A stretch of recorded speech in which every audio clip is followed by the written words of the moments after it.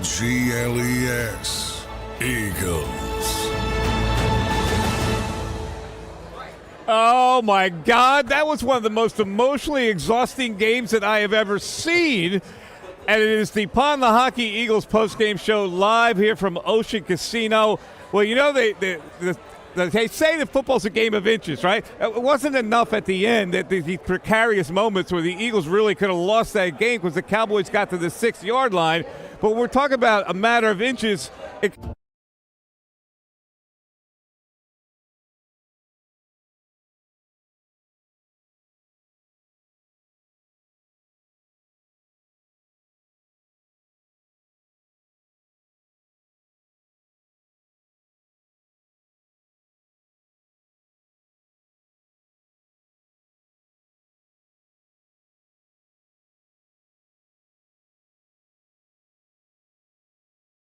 Emotionally exhausted here.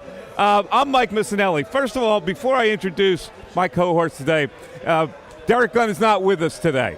So we're missing D. Gunn, and prayers for Derek because he is dealing with a family emergency. So our best wishes and prayers go out to Derek Gunn and his family. So we will carry on in our cohorts today. Mark Farzetta stepping in today on the post-game show along with Seth Joyner. And, of course, I'm Mike Missinelli. Listen, spill out your emotion on the way that game ended. I'm stunned by it. I'm with you as far as exhausting as that game was. Mike said, I mean, really at the end of it, it was like Dallas, no, you guys win. Then Eagles, no, you guys should win this game. No, you guys win this game. But if there was ever to be a picture-perfect moment to describe the Dallas Cowboys over the last 20 to 25 years, it's Dak Prescott just stepping out of bounds before that two-point conversion. Close, but no cigar, and that really does sum up the Cowboys over the last 25-plus years. You know, the bottom line is the Eagles did enough to win, and that team, with chance after chance to win the game, just doesn't have the heart to punch it through. And so I guess you got to give credit. The Eagles are the better team. The Eagles are the most secure team. They're the one that you can really count on to get the deal done rather than that other squad. For the majority of the game, they were the better football team. And then, you know, they look like the luckiest team at the end. I mean, it absolutely makes no sense to end the game in that manner. I don't get it. I don't understand it. Listen, I'm not going to sit here and beat them up because guess what? They're 8-1. They're going into a bye to get everybody healthy.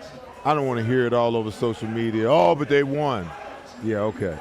Listen, Dallas is not one of those better football teams in the league that you're going to have to worry about. You know, if they play this way when they go to Dallas, they're not going to win the game in Dallas. I'm just saying, you know, because I believe the home field advantage carries that much.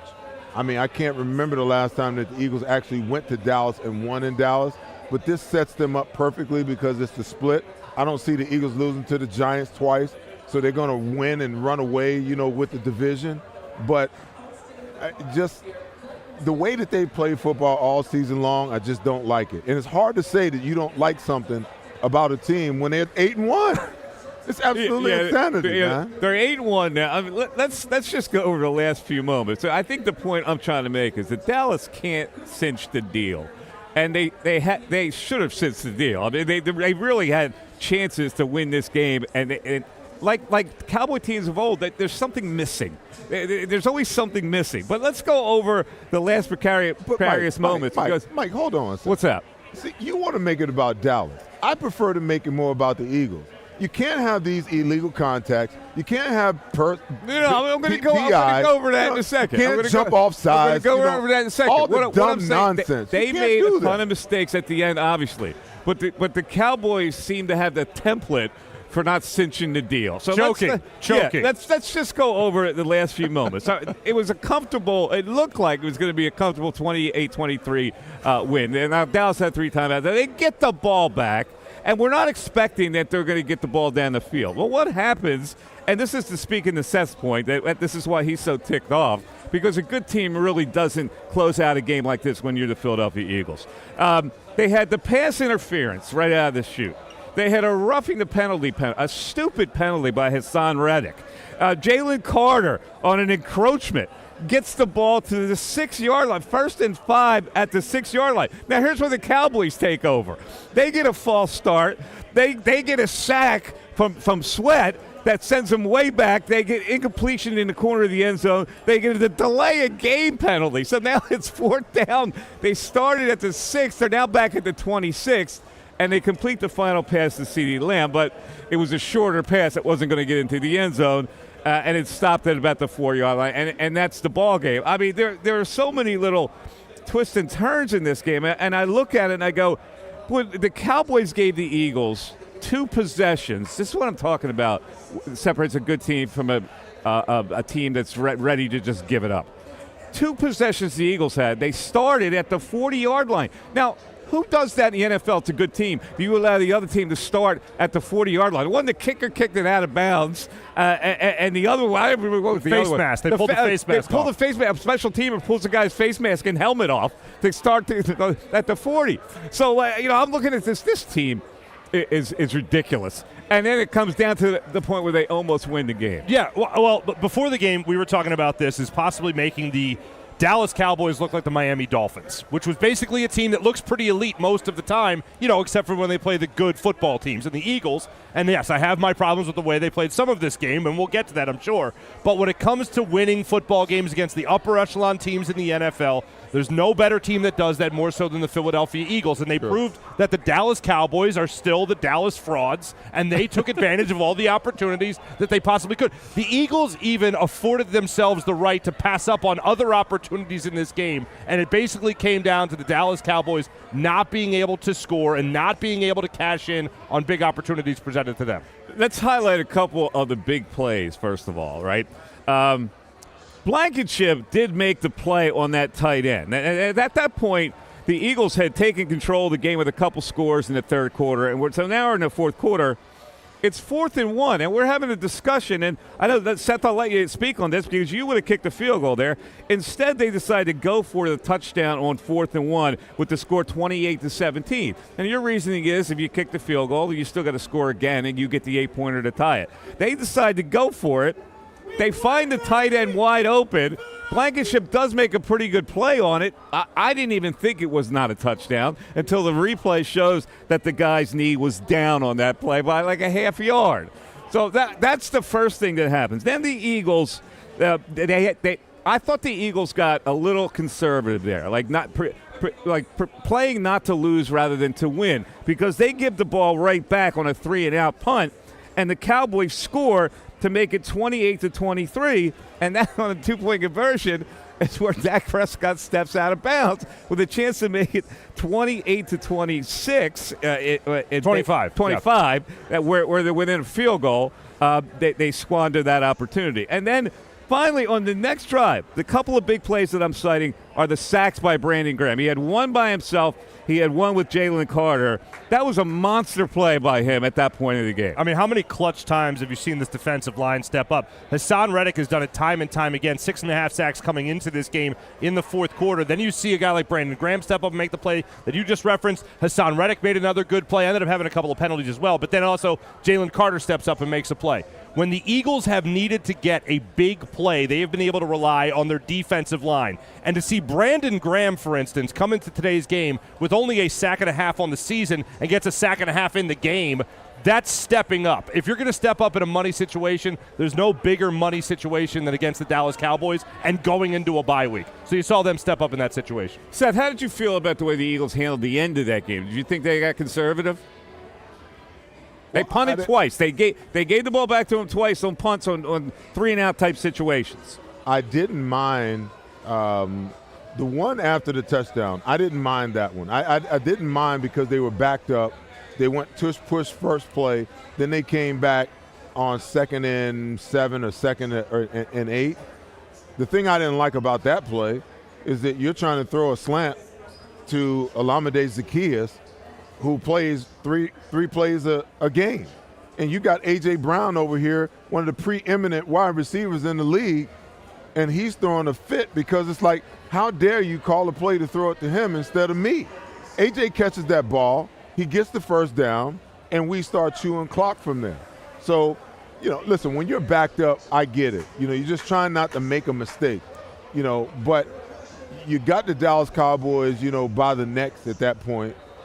They just messed up because, to my point, if they kick the field goal, and then they get the ball back, and they got the five play, 52-yard drive where they actually score the touchdown the next down. Now they got a decision to make, okay? We got to go for 2 to tie the game. Now you understand why I said what I said when we were having the conversation. I don't agree with it. You can, listen, but here's the thing. Mike, you cannot agree with it all you want, but the proof is how the game played out. Okay. Okay? If they kick the field goal, put the Eagles behind. The Eagles are already in protection mode. They weren't trying to score any more points.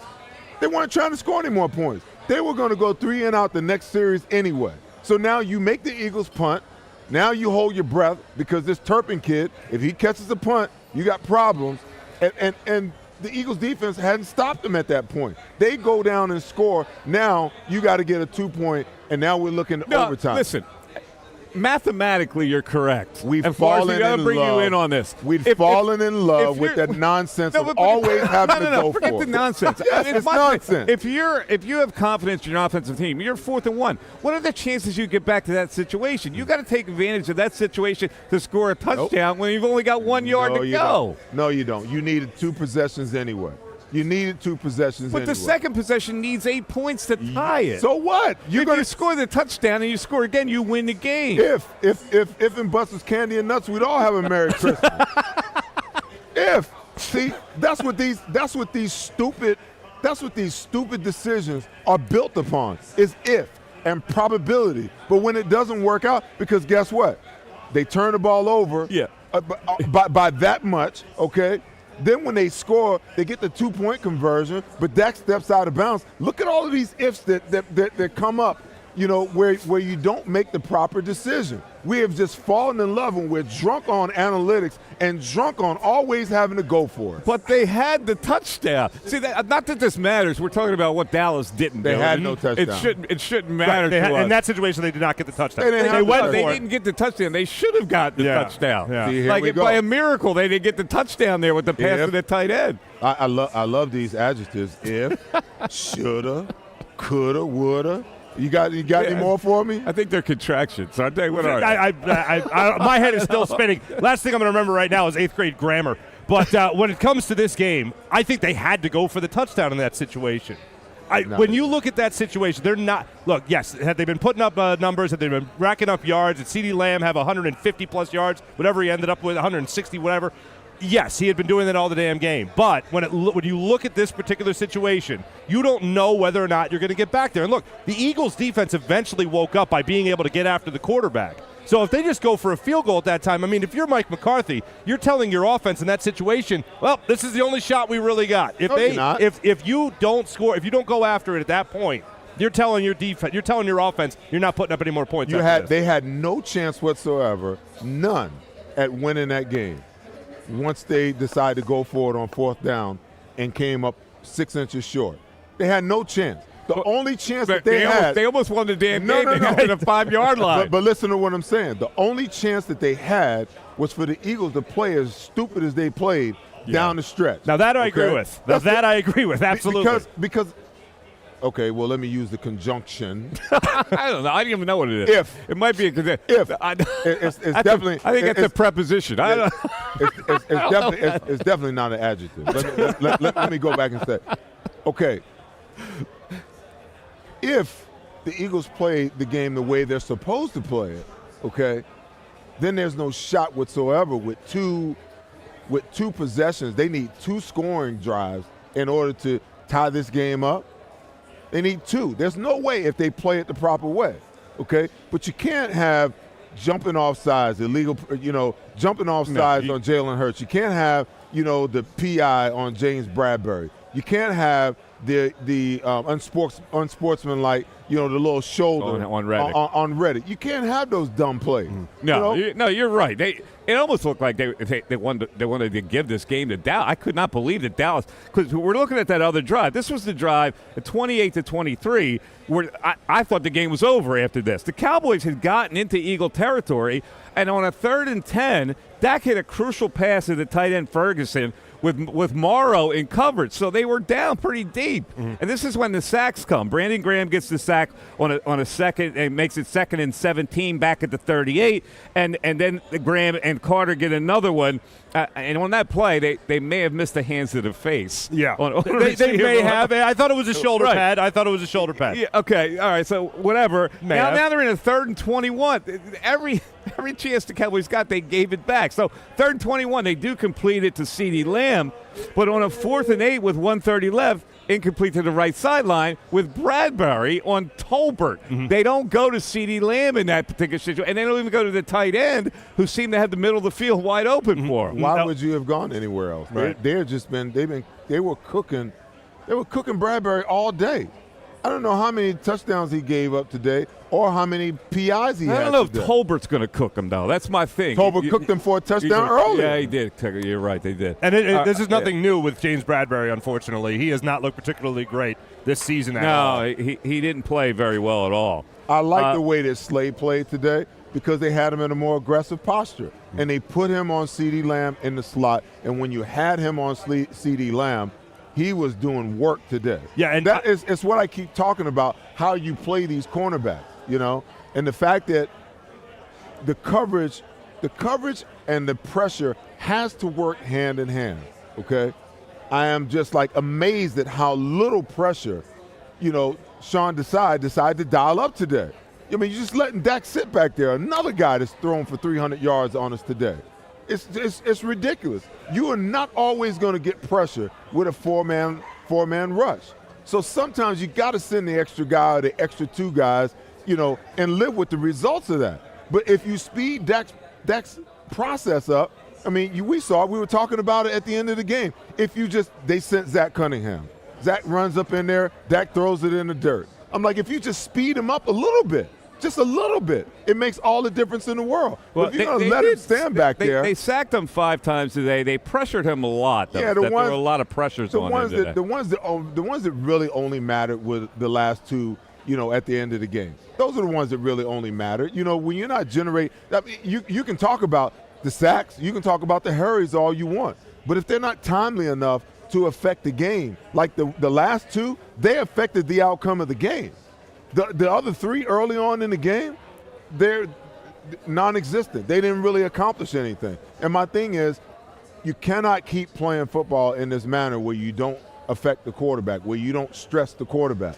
Because good quarterbacks like Dak, and listen, he may have made some boneheaded plays today, some things that, should have been better, but he was good enough to throw for well over 300 yards. Yeah, here are his numbers: 29 of 44 for 374 and 3 touchdowns. Not an interception, which I find hard to believe. Well, you're not going to get an interception when you don't pressure him. Yeah. That's my whole point. Still hasn't thrown an interception at Lincoln Financial Field, by the way. Oh, Dak is that Prescott. right? Also, do you see the numbers there you're about to give to CeeDee Lamb? Yeah, CeeDee Lamb, 11 catches for 191 yards. And we thought that was going to be a problem because he primarily was operating out of the slot, and Sidney Brown is just he's way behind the curve as far as being an NFL slot corner at this point. Let's go to the other side because Jalen Hurts, and we looked at the situation. I didn't know if he was going to play the second half. He got banged on that knee and limped off. Now, he put a good face on it by running into the locker room.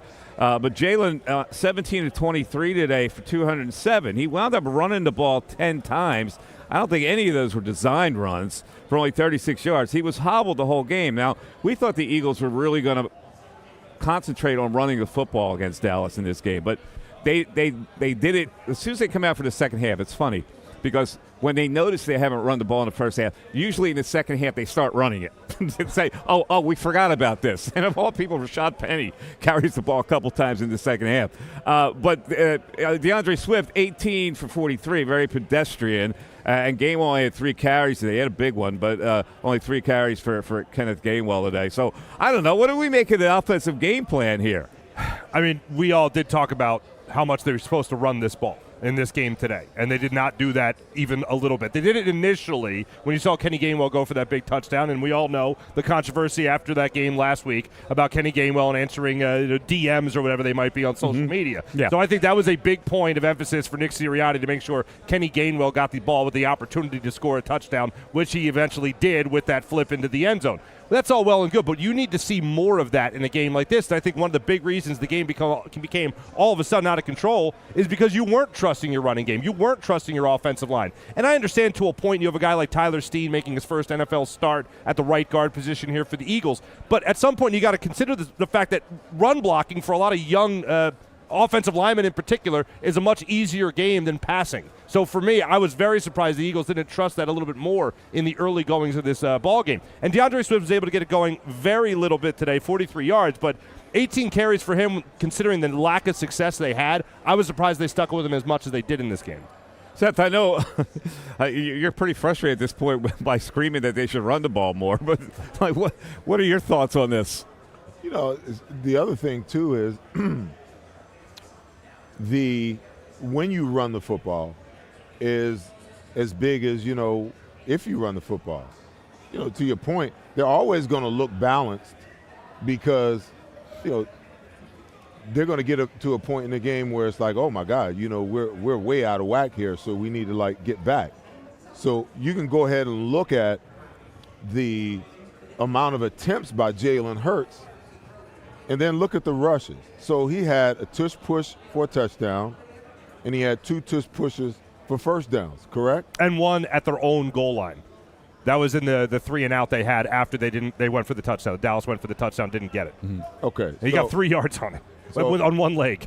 So my point is, go ahead and add, potentially take 4, maybe 5 or 6 of those rushing plays off of the ledger for Hurts as a runner and throw them over on the passing play, because that's what they actually were. So listen, I'm done, sounding the gong about what they should do as far as the run game is concerned. I say that now, but I know I'll never change because I understand I've been around football too long and I know the game too well to ever move off of that fact that the run game, can be such an integral part of what you do.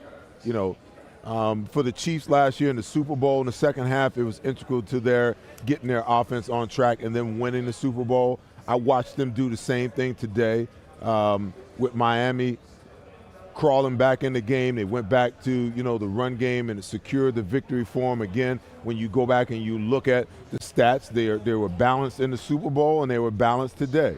And I think that good football teams, they learn how to get balanced, early in the game. And if they do early enough, then it's one of those situations, Mike, where I believe, the Eagles really don't struggle in this game. But the fact that, you started off strong running the ball, you're establishing the run, I'm looking and I'm saying, oh, they got 2 high safety. That means you got 6 on 6 in the box. That means that we can run the ball no problem. No, we're going to throw it against cover 2. And I'm like, it just makes no sense whatsoever. But I just resign myself to the fact that this is the way that this offensive staff is going to operate. And, I'll keep, beating the gong of what they should be doing, but they're going to do what they want to do, And I'm telling you right now, it's going to come a point in time in this season where it's going to bite them in the behind. The same way when I talked about last year, pressure, and I'm talking about it again. Sean Desai needs to learn how to bring more pressure, okay? When you got a team behind the sticks, put them behind the sticks even more. Because if you're going to play soft and give them, 15 yards, like that 3rd and 20 that they had, and CeeDee Lamb catches the ball on 4th down right there where they turn it down. He's a yard away. All he needs is a little shove. Like, why are you giving up so much real estate? It makes no sense to me. None. The Cowboys did a decent day, and they've been actually all year their secondary has held wide receivers down. So A.J. Brown did not go off today. 7 catches for 66 yards. And Devontae Smith had 3 catches for 51, was not happy in the first half. It looked like he was squawking a little bit on the sidelines, and then finally he got on the board with a touchdown. That was the first touchdown in the third quarter where the Eagles were trying to take control as they went into halftime with a little bit of a deficit. That was a really good play. 6 plays, 60 yards, that drive, 29-yard TD to Devontae Smith. It was his second target of the day. That put him up 21-17. And then on the subsequent drive, they score again to make it 28-17. They got a really costly pass interference call with the 3:16 left in the period to get to the 41 of the Cowboys, and then crossing a short pass to Goddard for 29 yards. That was where he got hurt, I believe, and he was out for the rest of the game. So they were really playing the rest of the game without the tight end. And then they get the swing pass to A.J. Brown for a TD, which was a pretty well-designed play because Gilmore had him man-to-man. He had to track him all the way across the field. So, and that made him 3 for 3 in the red zone. So they're up 28-17. Everything's looking peachy as we get to the end of the third quarter, and then all of a sudden, boom, it becomes a game again. Well, at the start of that third quarter, let's not forget, going into halftime, Jalen Hurts was dragging that leg off the field. So we didn't know what to expect from Jalen Hurts in that second half. And then finally, he comes out in the third quarter, and he goes 2 for 2. He had 2 runs. He had 1 run by Rashad Penny, which was surprising, a nice little run for him. But then you also go on to see Jalen Hurts hit 2 passes in a row, including the 29-yard touchdown strike, which was a ball right in the basket, right in the bread basket of Devontae Smith in the end zone. So you had a little concern going into halftime about what Jalen Hurts was going to look like after that. Very accurate after that. And then again, you go back to that 3-and-out play with that one tush-push. It's a 1st and 10 situation on their own 1-yard line. They set up the tush-push where, again, they initially try to draw the Dallas Cowboys off sides. They decide to keep it. Jalen Hurts then goes on one leg 3 yards up the middle, and then they blew it after that. But as far as that possession went. But really, this offense looked like to find some kind of sync coming out at halftime there. Yeah, because they ran the ball. Yeah, they ran the ball. Go figure. They set it up. They had a little more balance in the game. So, like, you know, By the way, real quick, on those 2 completions by Jalen Hurts coming out of halftime, the amount of times he had to use his legs. One on a scramble that ended up being for no gain. And then on the other, he was able to run to his right. I think he found DeAndre Swift for an 11-yard completion on that play. And he made a great play to be able to roll to his right on that play. Again, on one leg and make that completion. Yeah, and Seth was seeing that play. He was open earlier. He got the ball earlier on that play, right? I mean, if he throws that ball immediately, he probably picks up another 15, 20 yards easy. But you know, the other thing about the Eagles passing game that I don't like, listen, Jalen Hurts, I don't know how many sacks he's taken on the year, but it seems like every game is like 2, 3, 4, 2, 3, 4, 2, 3, 4 sacks a game. You know, some of them are. He had another one of those today where he was scrambling and he decided to slide before the line of scrimmage and gave away a sack. But a lot of them, the other 2 were right there in the pocket, and he almost got severely hurt in the pocket because, you know, I think sometimes, you know, instead of their progression working from short to deep, their progression always works from deep to short. They're always looking for those routes, those explosive plays, 15 to 20 yards down the field, and those routes take time to develop, you know, and then they've got to work back to the safety valve underneath. So my thing is, though, if I'm looking right now and it's not there, just give it to him. Just give it to the safety valve and take the 5 yards now. Stop being so darn impatient trying to force the ball down the field. Because guess what? If I keep dumping it off, and Nick Sirianni said last week that, you know, the short passing game to the running backs, you know, out of the backfield, that's an extension of the run game. I call BS. You want to know why I call BS? Because I didn't see them extending the running game down on the goal line. You could have easily thrown the ball to the back out of the backfield, and that could have been an extension of the – so that's nonsensical. That doesn't fly for me, okay? But my thing is they get so impatient, man. You know, if you got a lead, all you have to do is take what the defense is giving you. You don't have to push the ball down the field. It's not about that. It's about winning the game. It's not about a philosophy of how you're going to run your offense and the passing game that you want to implement. If they're giving you 5 yards on first down, passing the ball, why not take it? Because now you got second down. You can either run it, you can go play action on second down, or you can take a shot on second down coming back that you know you got third and manageable if you don't convert it. But everything that they do is just, you know, 15, 20, 30 yards down the field. And while Jalen's standing there patting trying to wait for these routes to open up. The rush is crashing in on him. And then by the time he decides that, oh, there's nothing there, let me go to the check down, now he's got heat all over him. He takes a lot of sacks, in my opinion, that he shouldn't. When he drops back, I'm like, let it go, Jalen, let it go, let it go. And he's just holding on to it, waiting for somebody down the field to come open. All right, let's take a breath. And I want to come back to a point that happened before the play at the goal line where the tight end did not get into the end zone. But right now I want to speak to the people who are looking to hire in the IT, manufacturing, or technology fields. If you're looking, then you contact our buddy Gary Kane and his team at Kane Partners Staffing Solutions. And here is how you can connect.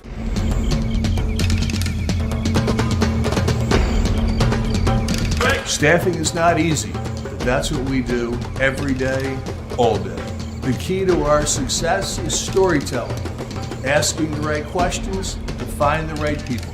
I'm Gary Kane, president of Kane Partners. We want to be your staffing partner. All right, it is the Lehocky Eagles postgame show. I'm Mike Missinelli with Mark Farzetta and Seth Joyner. In a little bit, we'll be joined by Bill Colarulo, and also Kayla Santiago will join us with the Diamond Debate. I want to talk about this play, what happened before Ferguson did not get in the end zone and got his knee down. Now, the Cowboys drove, and they had a 1st and goal at the 7, and then there was a personal foul penalty on Bayer. Now, if you remember that play, it was really a retaliatory flag that came out because the tight end had actually pushed Bayer. He came back off the turf and pushed back. Boom, they get it for a personal foul penalty, but that makes it 1st and goal at the 7. So now they're 4th and 1. 4th and 1 is not a play that is very threatening to the Philadelphia Eagles or any of their Eagle fans. It's an automatic conversion, right, with the tush push. Other teams make it difficult. So the Cowboys decide they're going to run the quarterback sneak with Dak Prescott. It was a feeble attempt at a quarterback sneak, and we didn't know whether he got it or not. They gave him a favorable spot. The interesting part about that was had he been stopped, the Eagles would have gotten the ball half the distance to the goal line on that penalty, but instead they ruled that he got it. On that play. So, take me through that moment where you're watching that situation. Well, I was eager to see whether or not they were going to challenge the spot of the football or not because we saw the way the play ended. But if they get the first down, if they don't get the first down on that play, then it actually gets assessed after the play happens. Eagles ball, so the Eagles get the ball, half but the distance to the goal line based on the penalty to Bayer. Right. Well, first off, I didn't like the call because they missed the original call. When we were talking about it, it should have been offsetting penalties. But unfortunately, just like it is in just about every major contact sport, they only catch the retaliatory play, which was unfortunately on Bayer. Bayer's got to be smarter than that. He was thrown to the ground. If he just jumps up, throws his hands in the air, maybe he gets the call. But instead, he got smacked in the mouth, wanted to smack somebody else in the mouth in return. I don't blame him for it, but that's just the unfortunate way that it played out. They always get the guy retaliating, not the guy initiating. Yeah, so then the downs kind of turn over again. They get another 4th and 1 situation there, and that's the pass that doesn't get in the end zone. Mm-hmm. If you're a Cowboy fan, you look at this game and go, well, how many situations did we give away today? There was, look, the way I look at this game is that when there's a lot of trash talking going on between the two fan bases going into Eagles-Cowboys game, this is the worst nightmare for the Dallas Cowboy fan base because this game was the perfect example of how many times you could choke in just a brief 60-minute period. They gave so many good examples of choking this game away that the Eagles fan base will dine on this till they meet up again in, 4 weeks? There's no surprise, though. Oh, no surprise. Listen, there's no surprise. This is who Dallas is. Mm-hmm.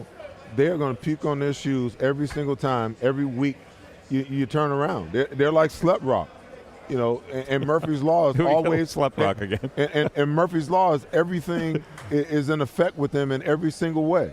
I mean, there's no way the way that the Eagles, fell apart at the end of that game that they had any business losing that game. You get all the way down to the 6-yard line, and you got an opportunity to score a touchdown to go ahead and win the game, and then you precipitously go backwards, and then you got I forget what it was, like 3rd and goal all the way back, on the 25 to 20-yard line from the 6. 26.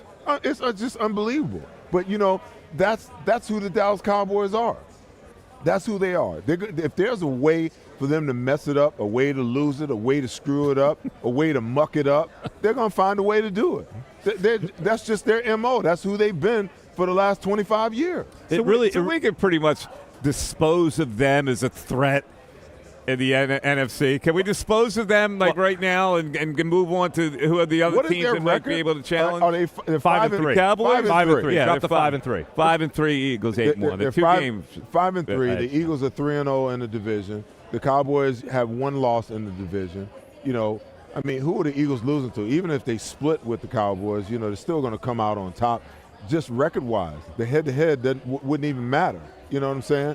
So it's like they're not our concern until we play them again in 4 or 5 weeks.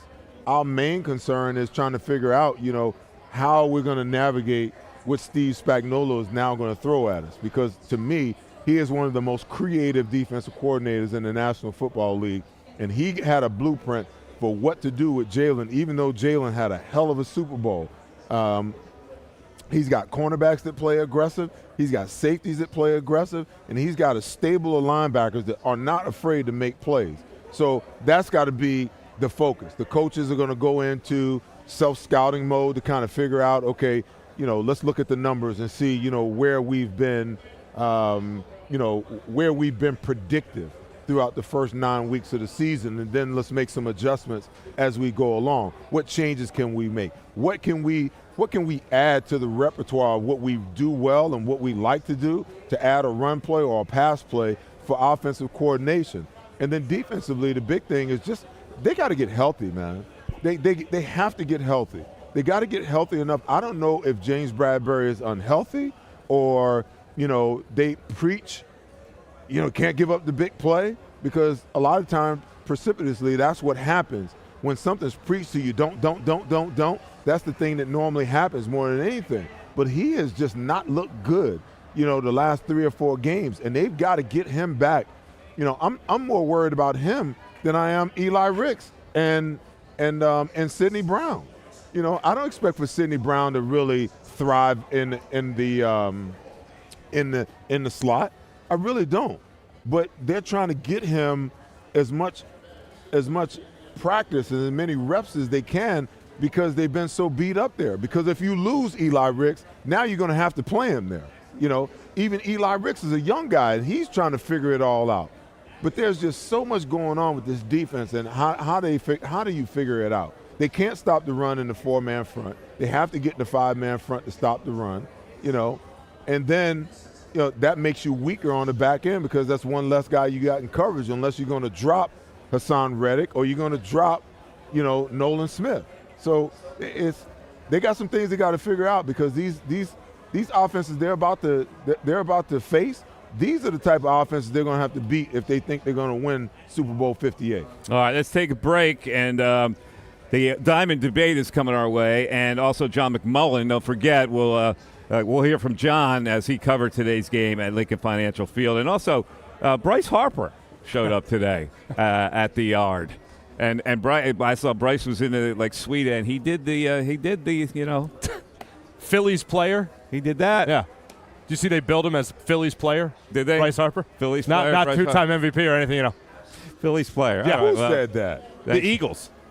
When they put him on the Fanavision, they dubbed him as Phillies player Bryce Harper. Oh, come on, man. You got to give that man more respect than that. Football player Seth Give him Joyner. respect that he's still in Philly in November. Listen, normally it's warmer true. climes in Las Vegas. Hey, Mike, but this is the reason why he's so beloved in the city. Because while everybody else is tucked tail and ran, he's right here to face the music. He's out supporting the team the same way that the guys came out and supported him. That's why he's so beloved. That's why he can screw something up and everybody, he gets it right more than he gets it wrong. You're right. That play in the playoffs where he ran second base against the Braves. I don't even remember what play you talking about. But he wasn't a suite though. I mean, yeah, he was in the suite. He was out in the masses last week. He knows better. Yes. He was at the Flyers game. Yeah. Listen, he knows which games to be outside and which games to be in. You don't want to be in that. I guess he could make you don't want to be in that stuff Dallas week. Yeah, he could probably make a last-minute call and get a ticket. It is the Lehocky Eagles postgame show. Coming up, Kayla's Diamond Debate. Bill Colarulo will also join us on the set right here. Eagles win it in survival mode today. I don't know how they did it, but they did survive, and now they are 7-8-1. as they win today, 28 to 20. What was it? 23. 23. Back after this. Go to get your game on. Go for the beers. Go for the cheers. Go for the hit and the hits. Go for the stakes and the stakes. Go to get your parlay on. Go to get your party on. Go for the scene. Go for the screens. Go for the gallery. Go for the win. Go to Ocean. Visit theoceanac.com to plan your visit. At Pond Lehocky, we've recovered billions of dollars for our clients, and we're confident we can do the same for you. With over 250 years of combined courtroom experience, we've helped over 100,000 injured clients obtain some of the largest settlements in Pennsylvania. One conversation is all it takes to help you and your family get back on track. If you've been injured in an accident, give Pond Lehocky a call.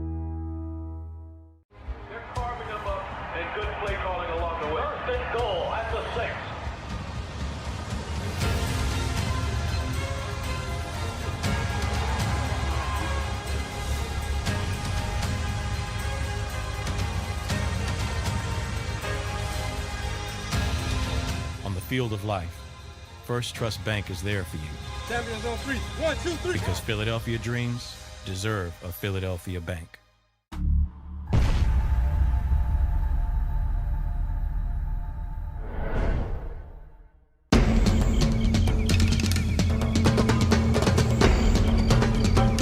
Staffing is not easy, but that's what we do every day, all day.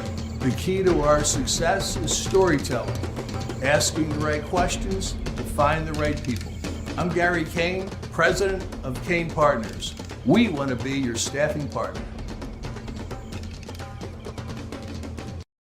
Since 1977, it's always been about you, the community, at Rafferty Subaru. And through the Subaru Love Promise, we prove we care by supporting charities like So Good Now. So Good Now helps kids in under-resourced areas by connecting them with student athletes to serve as mentors. We remove barriers so athletes can help youth in the corners of our communities where light and love are needed most. When you choose Rafferty Subaru, you help organizations like So Good Now. Rafferty Subaru. Do you stream on a Roku, Fire Stick, Google TV, or Apple TV? Now you can watch 6ABC 24/7 with the 6ABC Philadelphia streaming app. For the big story on Action News, search 6ABC Philadelphia and start streaming today. EAGLES.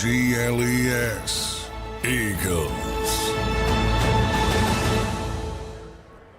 You are watching the Pond Lehocky Eagles postgame show live at Ocean Casino. You're watching us either at 6abc.com or on the JAKIB Media Sports YouTube channel. 28-23 was your final today, and Bill Colarulo has joined us on the set. Now, Bill, I want to ask you right out of the chute, after we talk about the player you can bank on, Farsi, and I want to ask Bill a very important question.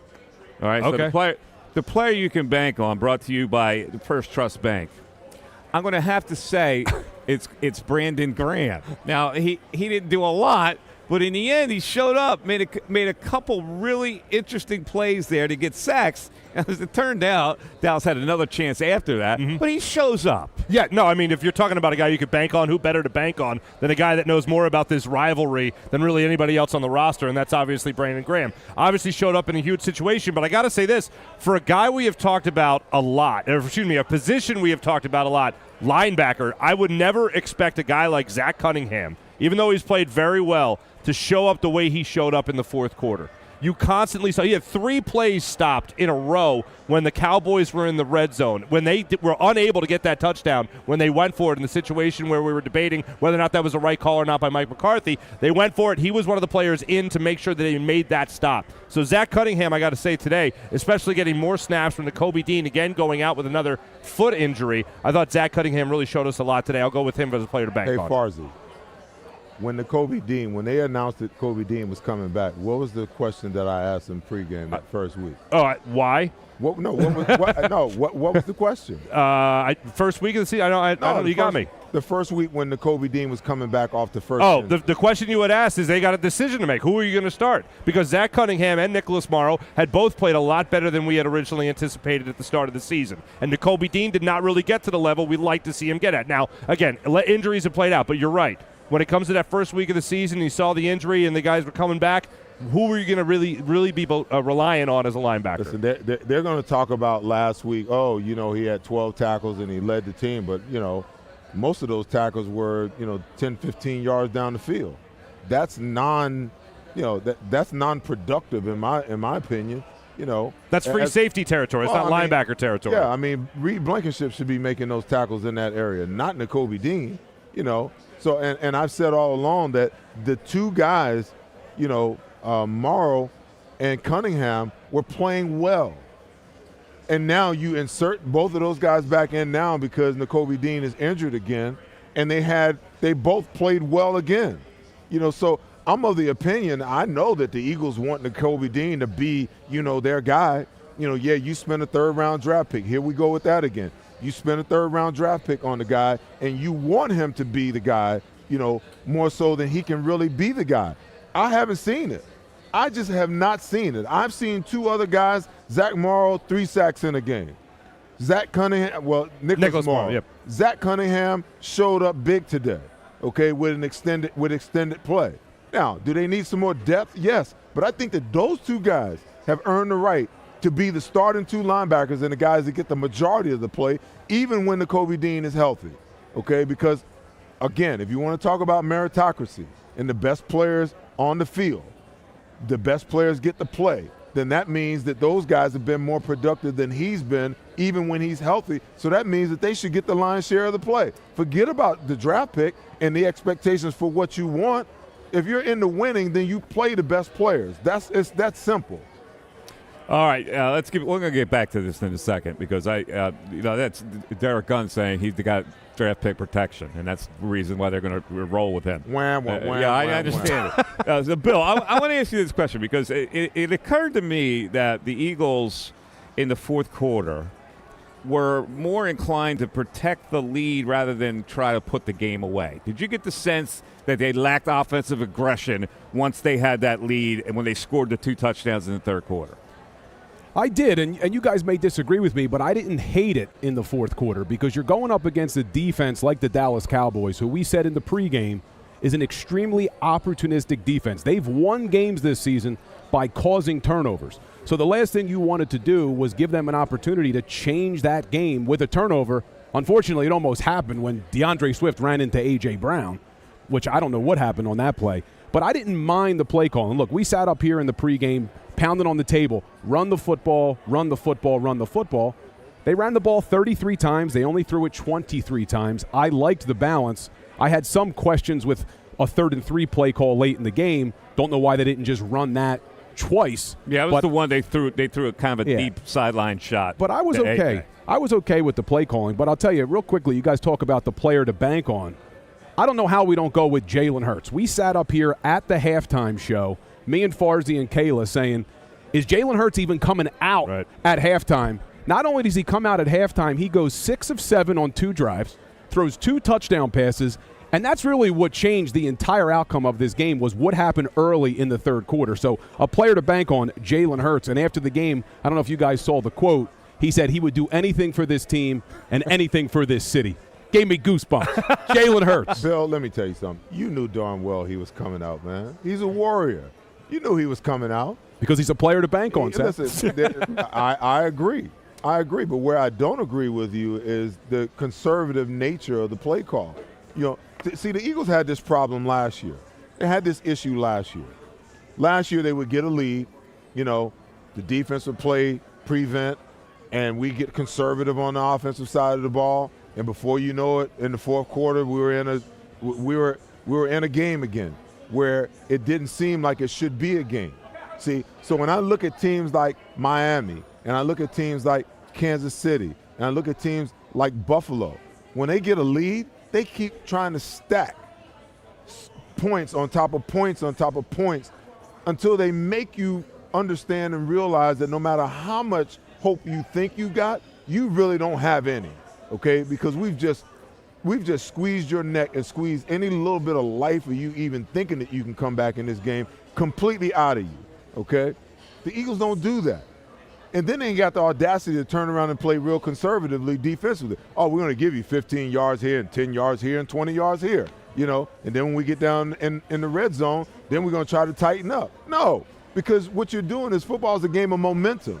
And when you take momentum away from yourself and allow the other team to have momentum against you, anything can happen. You're just one bad punt, one turnover, just one bad play away from this game going in the opposite direction. And I can hear the people now, oh, he's bitching and complaining about the fact that the Eagles are 8-1. Okay. Y'all gonna get sick and tired of, second guessing me, because you know what? It always comes full circle. It always comes full circle. It came full circle in the Super Bowl. Oh, all Seth Jordan wanted to do is blitz. We had no answer for Patrick Mahomes in the second half. None. And if we had any kind of blitzing about us, we could have won that game, okay? Now, they don't want to run the football. Okay, there's going to come a point in time where, we need to run the football. But now, they're 8-1. Why are you complaining? I'm just analyzing what I see, because I know that with 8 games left in the season, how things can turn out and how things can shift in a game in just a matter of possession. I agree with you. I thought, part of the reason I agree with you is because the Dallas secondary started clutching and grabbing. And, how many defensive holding penalties? They started to trail the play. So I thought you could have milked A.J. Brown a lot more because nobody's going to stay with him. And Devontae only got 3 targets today. So that's when I talk about the aggression. Yeah, you could have run the ball a couple times. But I just thought you had to get those wide receivers on those cornerbacks who started to grab a little bit and get called for penalties. Mike, you know what I'd like to see? You know what I like the adjustment in the second half of the season I like to see? I like for the Eagles to figure out a way to get Jalen Hurts under center more, instead of living 95 to 98% in the shotgun. Like, I seen him run it a couple of times today, but I think if they get him under center, that, when they go 12 personnel, 1 back and 2 tight ends, some of the misdirection things that they can do, they really don't have a true play-action nature to their offense because they play out of the shotgun all the time. But if you're under center, now you can stick that ball out, hide it, and now raise up and get what you want down the field. That's the added element that I think that they need to implement on the offensive side of the ball. And if they did, especially with Jalen playing from the pocket the way that he is, and now you don't have to worry about taking the ball at 4 yards and taking 1 step back. You can line him up under center. Now he can drop 7 to 8 yards where he can see everything that's coming, that's going to allow him to manipulate the pocket a lot better and allow you to get some misdirection things, with your tight ends and your wide receivers. No, I agree with that. The only play action they have is on the RPO. That's the only anything like play action, I should say, that they actually run. But, Mike, to your point about a lack of aggression, we talked about the play by Schoonmaker being brought down just before the goal line there by Reed Blankenship. The play that we've had a lot of issues with here is that tush push that they had with Jalen Hurts, where he ended up going for 2 yards. They gave the ball to DeAndre Swift, who ended up getting a couple yards. They missed the throw to Olamide Zaccheaus. It looked like it went through about 5 different people. Should have never even went Should have never made the throw. I agree. Not to him. Well, it should have went to A.J. Brown. It should have went to A.J. Brown. Yeah, I'll agree with that. Not to him in that situation. But on the next play, they ended up going to Devontae Smith on another short throw that would have been the quote-unquote extension of the run game. And then they ended up giving the ball back to Dallas on that 3-and-out. Then they did another 3-and-out, and that's when they went with the deep ball to A.J. Brown. Nothing there. Can't have an extension of the run game to a wide receiver. On a third down. Oh, okay. All right. Technically, it's got to be. Technically, it's got to be. That's a third down, too. I don't know. Maybe you work that play a little earlier in the count. I agree. The biggest problem I'm seeing here, and we're saying whether or not they should have been more aggressive or not, if their running game is working, we wouldn't be saying this. Their running game has not really worked over the last 6 games now. I was pounding on the table after 3 games, and everyone said, hey, calm down, calm down. It's now been the last 6 games. Look at the running backs' yards per carry over the last 6 games. I don't know what the problem is. 3.9 yards per carry, 3.6 yards per carry, 2.35 yards per carry, 3.4, 2.9, and 3.1 tonight. This dominant offensive line that we love to talk about, it's not there right now. These running backs are not averaging enough yards per carry, and it's not because of the tush push. I'm taking Jalen Hurts carries out of the equation. What's the problem? Is it because they're not calling enough RPOs? Is it because of Cam Jurgens? But we wouldn't even be sitting up here questioning their aggressiveness. If this running game was working effectively, they would have been picking up 4 yards a pop, getting first downs, going into those 4-minute, 5-minute drives. It wouldn't even have been an issue. Listen, it's hard for the running game to work because, the running game is like anything else. If you can't commit to it and you don't run it with any kind of regularity, you go back to the first series. They went 13 plays, 77 yards, 12-yard touchdown to Gainwell. Okay, I don't know yet because I haven't done the work. When I get my game book, then I'll be able to extrapolate all the numbers out. But I would like to know in that situation, how many times did you run the ball there? And I would venture to say that they had some pretty good balance in that first series. Okay, but beyond that, they didn't have a lot.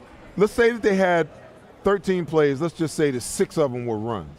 Okay, do you realize that the running backs in the first half only had 12 called running back runs in the first half alone in 4 series for 43 yards and 1 touchdown, Bill, and 3.5 yards a carry ain't all that bad, if you've got some kind of consistency about yourself.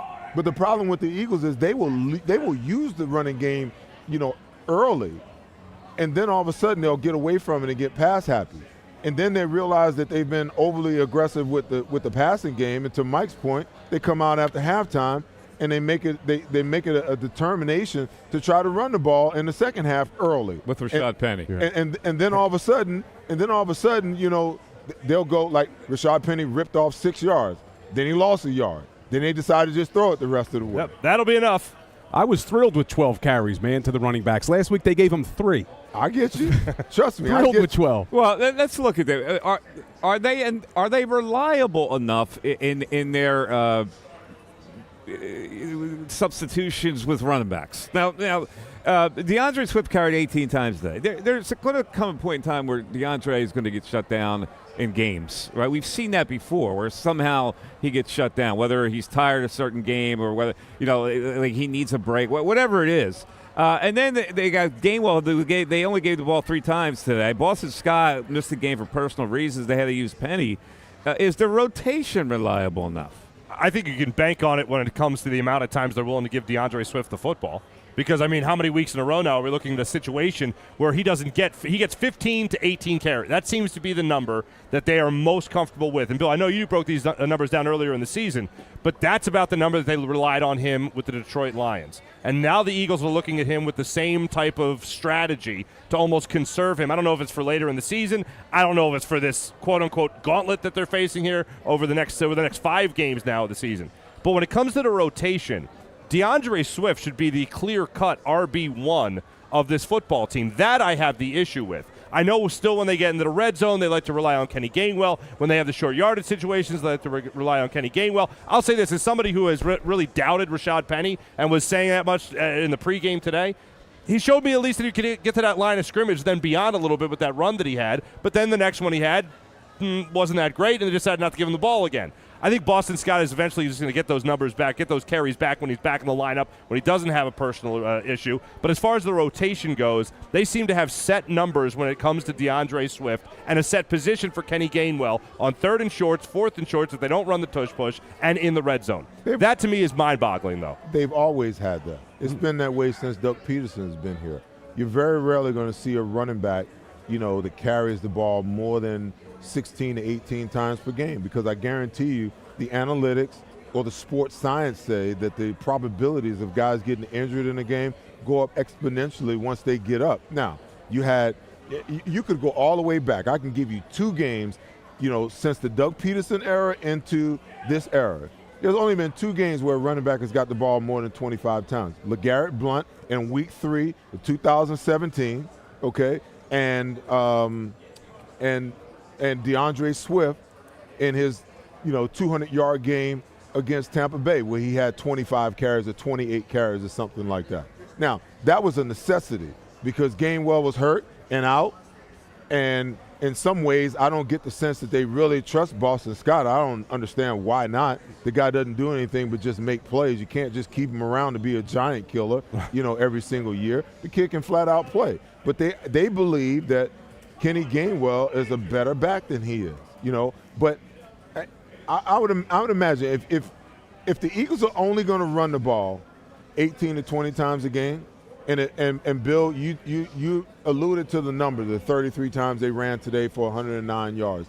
I would venture to say if you extrapolated the numbers out and you took Jalen Hurts' number away, that you wouldn't be anywhere but somewhere within the 22 to 24 carries. My thing is my quarterback, my running backs are my running backs, okay? Let's not talk about the quarterback running the ball. Even if you're talking tush push, even if you take it out, even if you call a call running play for Jalen Hurts when he's healthy, okay?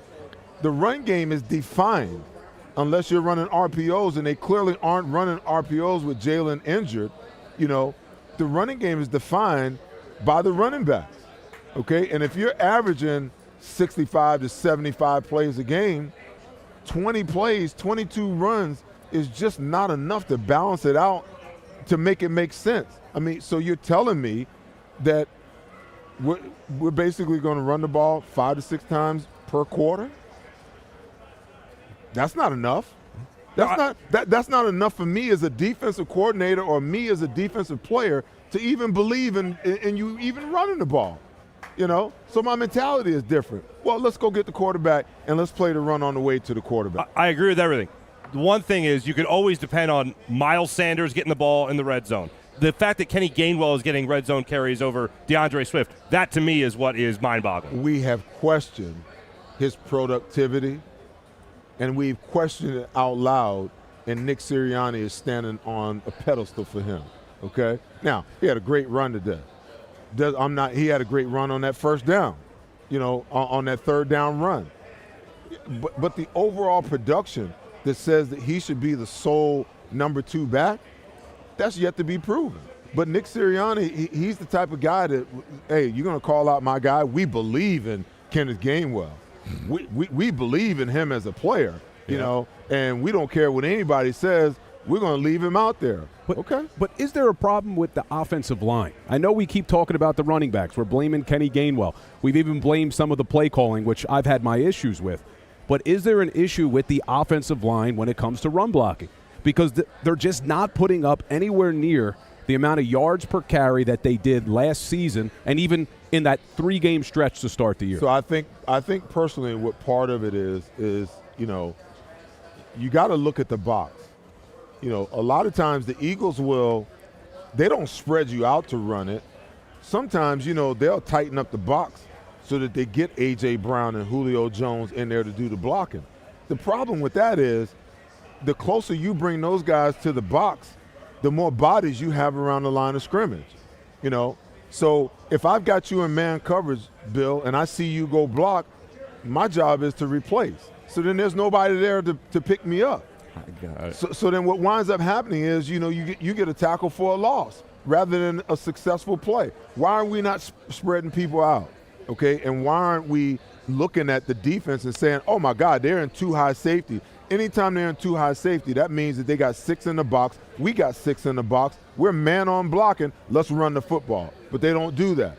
They wait till they got single high and they got 7 or 8 guys in the box, and then they're trying to run it like bumping their head up against the wall. I know you got to go to break. Go ahead. That's all right. I like if Seth gets on a roll, I'm good with it. Kayla Santiago will be here with the Diamond Debate right after this on the Pond Lehocky Eagles post-game show. Don't go away. We're back after this. Hey Philly, it's Tom Giordano from Pond Lehocky. Follow us on Instagram for your chance to win free Eagles tickets all season long. That's right, I'm talking regular season, playoffs, and even the Super Bowl. So follow us on Instagram for your chance to win free Eagles tickets. Welcome to Pond Lehocky, the largest workers' compensation law firm in Pennsylvania. With over 250 years of combined courtroom experience, we've helped over 100,000 injured and disabled workers obtain benefits, as well as some of the biggest settlements in the state. Even better, Pond Lehocky doesn't charge a dime until you win. If you've been injured at work, give Pond Lehocky a call.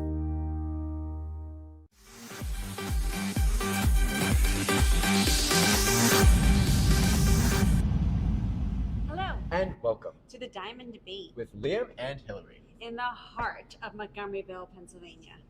What you got for us today on your right hand, Hill? Today we've got a right-hand ring, Liam. What is that? It's a ring that you would wear on your right hand. That's it? That's all there is to it. Okay. It's meant to balance your left hand situation, or if you're not engaged or married, it says, I'm not engaged or married, but I still have this over here that's sparkly. A lot of other ways you can say that. No, not if you're trying to wear jewelry. Which Okay. one's your favorite? I love this Art Deco moment. I mean, with these beautiful baguettes and round diamonds. I mean, who wouldn't say no to one of these? Baguettes are hot right now. People also love an eternity band. It's beautiful. Great for the other hand. That's right. So come on down here, for love grows here at Mark's Jewelers. Every day of the week except Sundays and Mondays. That's because we are closed. My name's Jason Lombardi. I'm an inspector at DryTech. At DryTech, we offer 3 major services. The first one being basement waterproofing.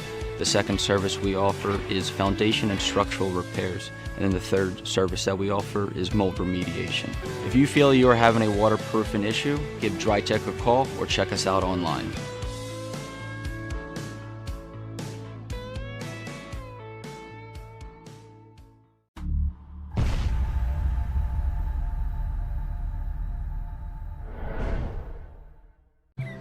I get scared sometimes. Of a lot of things. Joining in, Decisions, the dark. the dark.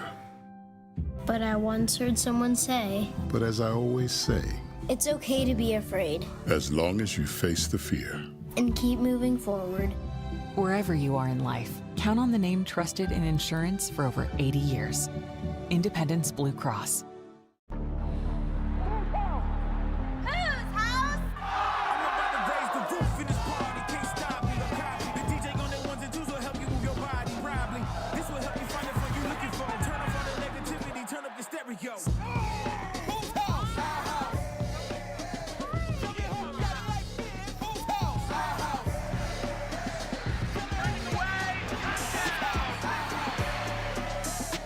Football and Hooters, the perfect pair. Go for the beers, go for the cheers, go for the hit and the hits, go for the scene, go for the screens, go for the gallery, go for the win, go to Ocean. EAGLES. Eagles. All right, so welcome back to the Pond Lehocky Eagles postgame show live from Ocean Casino. Derek Gunn is not with us today, and our prayers go out to D. Gunn and his family. He's dealing with a family emergency, so D. Gunn, you're missed. So our best wishes and our prayers go with you and the family, and of course everybody watching shares the same sentiment. But we have Mark Farzetta here, and we have Seth Joyner here, and joining us now on the set is Kayla Santiago for the Diamond Debate. Brought to us by Mark's Jewelers. Go to Mark's Jewelers to get the right engagement ring and the right diamond. Hello, Kayla. How are we today? I'm great. It's a good win, not a great win. I'll say a win is a win at the end of that one. But make sure you all go to Mark's Jewelers, especially the holiday season is coming up. You want to be able to get everything there, especially those pearls. That's one of my personal favorites. One you're going to want to shop for this holiday season. But let's get into the Diamond Debate right now. We're going to first start off on the defensive side of the ball. Completely exposed here today on the Dallas offense. What do you think is the issue right now? Do you think it's the current scheme? Do you think it's the personnel? Seth, I know you're a defensive guy. I'm going to start with you. To be honest with you, listen, they played a great game against the run. Dallas had 73 yards rushing. I just feel like they just need to be more aggressive on the defensive side of the ball. They've got to figure out in the run game how they can stop the run in their 4-man front without having to always go to the 5-man front. The last two games, the Eagles' pass rush was dormant until the end of the game when they really needed it. You know, Hassan Reddick and Josh Sweat turned it up last week. BG turned it up tonight. You know, they got to figure out a way, if they cannot get pressure with 4 on in third down situations, you know, then they're going to have to figure out, you know, how to start dialing up some blitzes, you know, to get pressure and get there. Because the longer that quarterback holds on to the ball, I can remember James Bradbury tonight, and for all the negative heat that he's taken, you know, I'm watching, and Dak Prescott is standing in the pocket, he's patting the ball, and then he gets outside the pocket, you know, and we're complaining about James Bradbury. I'm telling you right now, CeeDee Lamb had 2 alternate moves after his initial route. You can't cover that. There's not a cornerback anywhere that can cover that. So that means that you're not getting enough pressure up front to allow the effectiveness of the coverage to actually aid in you being able to get to the quarterback and forcing the issue with the quarterback. So, you know, those are some areas that they're going to have to look at. If you can't ramp up your pass rush, then you're going to have to start dialing up some pressure. And I think right now these guys, they seem a little bit banged up. We looked at Jordan Davis was holding his hamstring throughout that game. He comes back out. Hassan Reddick went down for a moment. Even Bradbury, Darius Slay, it did not look good. But now they go into the bye week. Why do you think this bye week is going to be so important for them, not only to get healthy, but what are the certain things you need to work on the defensive side of the ball? I know it's a lot. Yeah, well, I mean, as far as the health point of it goes, I mean, obviously you got to get healthy during this bye week, and then you got to come out. And then they also have the extra day considering the Monday night matchup against the Kansas City Chiefs. So when you look at it like that, yes, the injury factor plays into it, the health factor plays into it. Also, the coach is figuring out what player is put in each position and what is the best position to put that player in. For instance, Sidney Brown being asked to be the slot corner against CeeDee Lamb, that is just a crime against humanity when it comes to a play like that. That is awful. And you know Sidney Brown is going to be the guy, if he's in the slot, you know they're going to attempt to play physical on a guy like CeeDee Lamb. It was telegraphing what the strategy was every single time you line them up in that situation. So every time you saw it, Seth, that's where you saw the double moves. All right, you want to try to jam me at the line of scrimmage, which was few and far between. I'm going to make a double move. I'm going to be able to get around it. Or every time you see an offense try to run a play similar to a pick play, but they get away with it, they tried that twice in this game with CeeDee Lamb in the slot, and then you having a guy like Sidney Brown trying to be the guy to be able to make that stop. So it was telegraphed. The other part of it was Eli Ricks was just outmatched. And I was very impressed by the way he played against a guy like Tyreek Hill a couple of weeks ago. But in this game, he was far and away outmatched. I thought the Eagles got as close to cracking the code in this particular game against CeeDee Lamb when they had Darius Slay for a short period shadowing him and following him. I know that gives away other things, but I thought that was the best possible matchup they could have thrown in that direction. If they'd done that throughout the entire game, you're not looking at least a 190-yard game from CeeDee Lamb. You're probably still looking at about like 120, but maybe not 191 yards by him. So I think during the bye week, obviously get healthy, and then with whatever players you get back healthy after the bye, make sure you are doing the thing that every coach says is a cliche, putting them in the right position to make plays. They didn't do that tonight. I think that what they have to do is they've got to figure out a way that when you have an elite level wide receiver and you're going to give Darius Slay that responsibility. See, the problem is there's certain coverages that you can run from that. Like if he's going to lock up on Slay on CeeDee Lamb one-on-one because he's in the slot or wherever he is, then that means that, you know, that's an automatic tell for the quarterback. He knows that they're in man coverage. So the trick is, how do you have Darius Slay be able to travel with him wherever he is, but you have the ability to run all your other coverages with everybody else? So if you can't trust an Eli Ricks on the outside, or Darius Slay doesn't know what he's supposed to do in the slot in a zone concept, which I find that hard to believe, you know, as long as he's been around, it's probably more about the rookies. You know, so now you got an extra week. Now you can kind of implement that because you're going to face that with some of these other teams. You're going to face the Dallas Cowboys again. You're going to face a Deebo Samuel or a, you know, Ayuk, you know, where you may want to take one of these guys away. And if you have the ability to not only have Darius travel with their best player and not just show man coverage, but to be able to run everything else in the package from there, whether that's him blitzing off the edge and you running a zone concept behind it or whatever it is, because normally, you know, every once in a while they will blitz Sidney Jones or they'll blitz, you know, a slot guy. You know, so that means that Darius has to know outside what he's supposed to do. He's got to know in the slot what he's supposed to do in every single situation, in every blitz, in every coverage, in every zone, everything that they run. And therein, you know, kind of lies the problem. And it's a good time to have a bye week right now. But, Mike, I'm going to go to you. The schedule doesn't get easier after that, so you hope Jalen Hurts included can get healthy. You got the Chiefs, the Bills, and the 49ers. What is more important to you right now? I know it's a full game, but getting that offense right, getting that line right in that run game, or fixing the defense that we saw today? The most important thing to me is Jalen Hurts gets a week to heal up. I mean, really, there's no way I thought he was going to be 100% effective in the second half, and I really questioned whether they were going to send him out there to play on that. Now, as it turned out, he's a warrior and he survived it. But I look at this, and they're 8-1. Trying to play Eli Rick, Sidney Brown, and Kevin Byard, who's been there for a half an hour. Listen, they're up against them when they come out of a bye against Patrick Mahomes, obviously, and the Buffalo Bills are, who knows whether they're any good or not. The San Francisco 49ers have fallen off the map, and then it's at Dallas. So I looked at that schedule and I said, oh my God, that's going to be killer. I don't know about it anymore. Like Kansas City, you can go, okay, that's going to be a tough game for them to win, even though they come out of a bye. But, Buffalo, San Francisco, like how worried can we be about this team being 8-1, surviving a game like today where they probably should have won it? To your point on the whole idea of worry, do you think the Kansas City Chiefs looking at the Philadelphia Eagles at 8-1 going, that's a pretty good football team, we've got to be up for that one? Probably. Yeah. Still, I mean, Kansas City at home is going to be tough. Monday night, obviously. But I think the Bills are now more looking at the Eagles as that's going to be the tough team to beat. I think the San Francisco 49ers clearly now are looking at the Eagles as, yes, they are the team to beat. I mean, already that was going to be a huge game. Yeah. The Cowboys being another team they're going to face down the line as well. The Seahawks being another team they're going to face down the line. The one thing we have to realize here, yes, we see all the blemishes with the Philadelphia Eagles, and rightfully so, because we're not measuring them simply against an 8-1 record. We're measuring them, Seth, to your point that you always make, against a Super Bowl caliber team. How will they fare in a Super Bowl when it matters most? Not just the fact that they're 8-1, that's great. We're all happy that they're 8-1.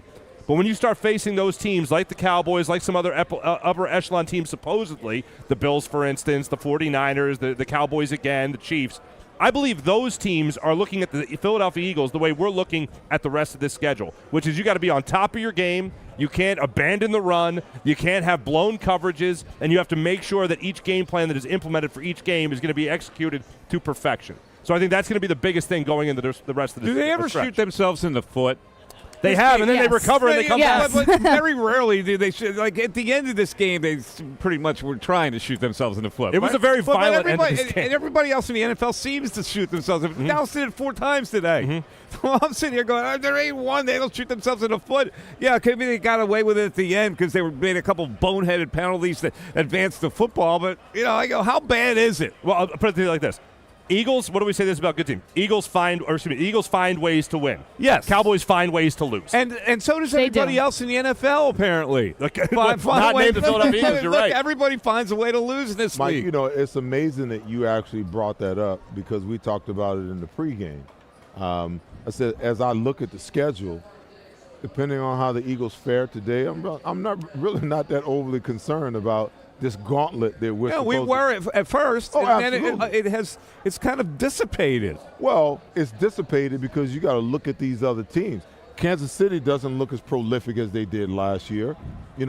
Buffalo is sitting at 5-3, and they're playing Cincinnati tonight, and there's no telling how that's going to turn out. They could walk away from that game 5-4. Seattle has kind of come back down to earth. They look average.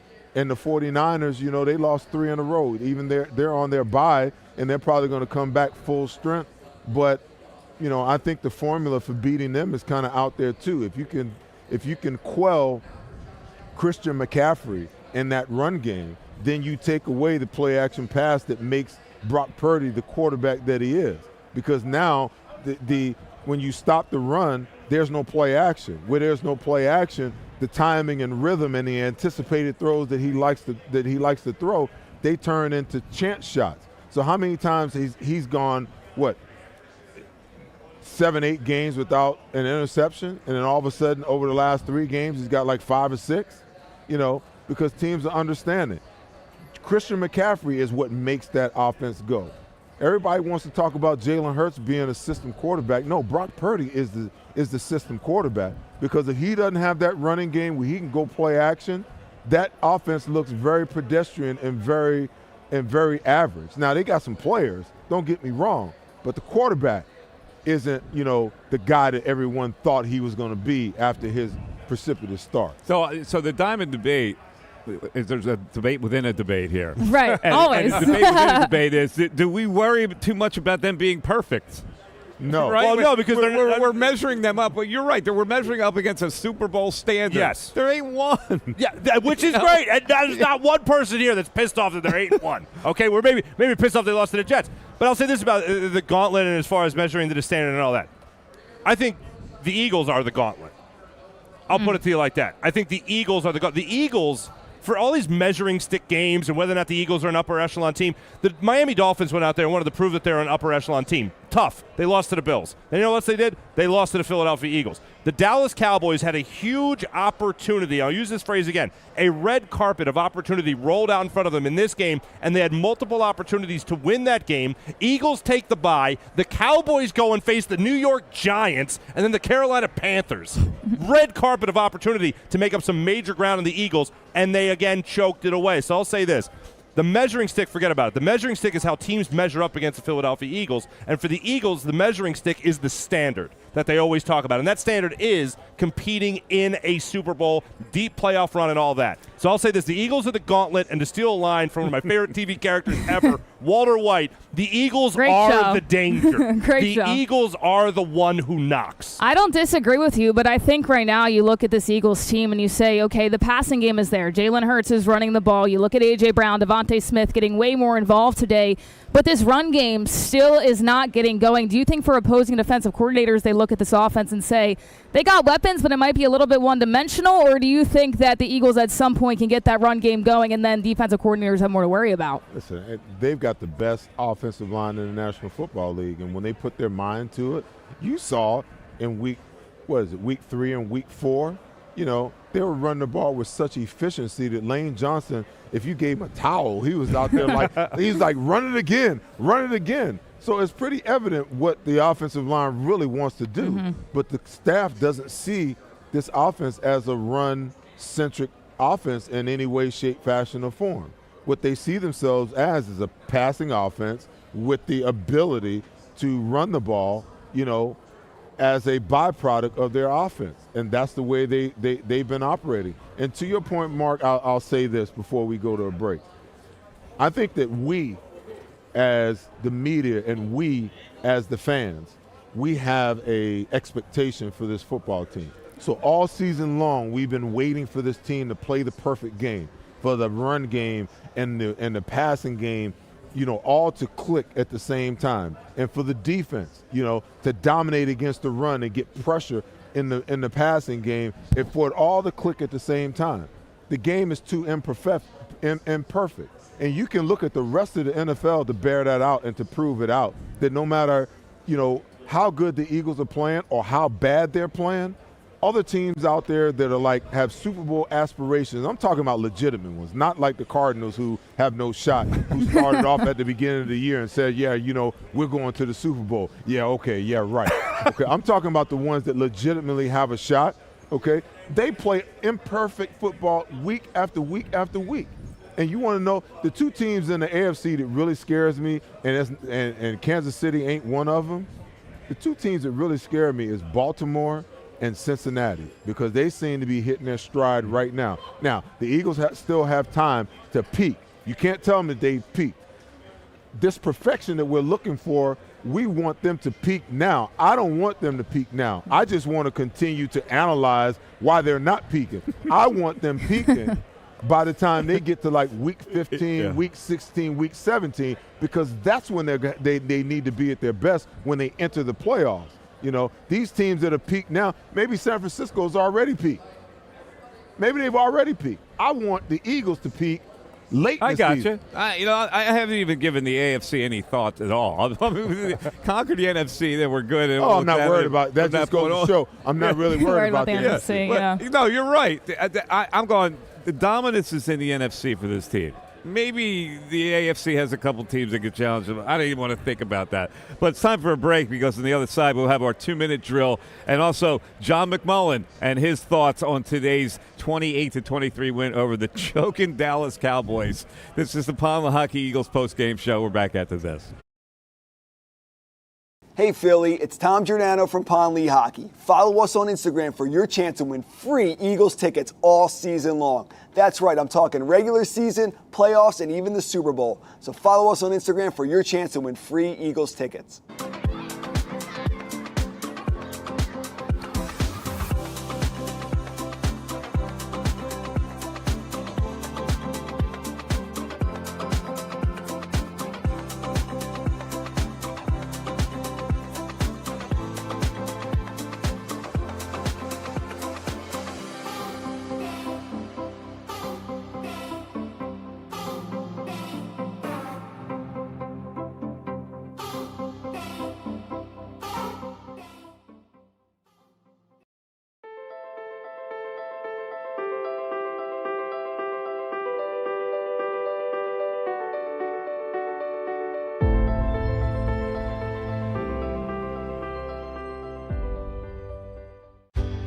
Go passionately. Go fearlessly. Go confidently. Go Birds! Go confidently towards your goals with First Trust, Philly's hometown bank for nearly 90 years, and the official bank of the Philadelphia Eagles. We're focused on getting you over the goal line. So go with conviction, go with trust, Go Birds! and go forward with us by your side. First Trust Bank, the official bank of Philadelphia dreams. Oh, and go Birds.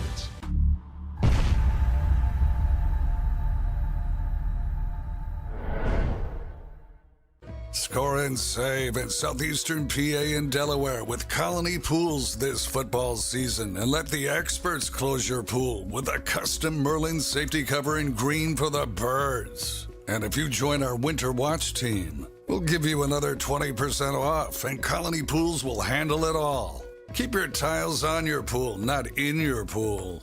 Fly with Colony right now, Birds fans. Visit flywithcolony.com.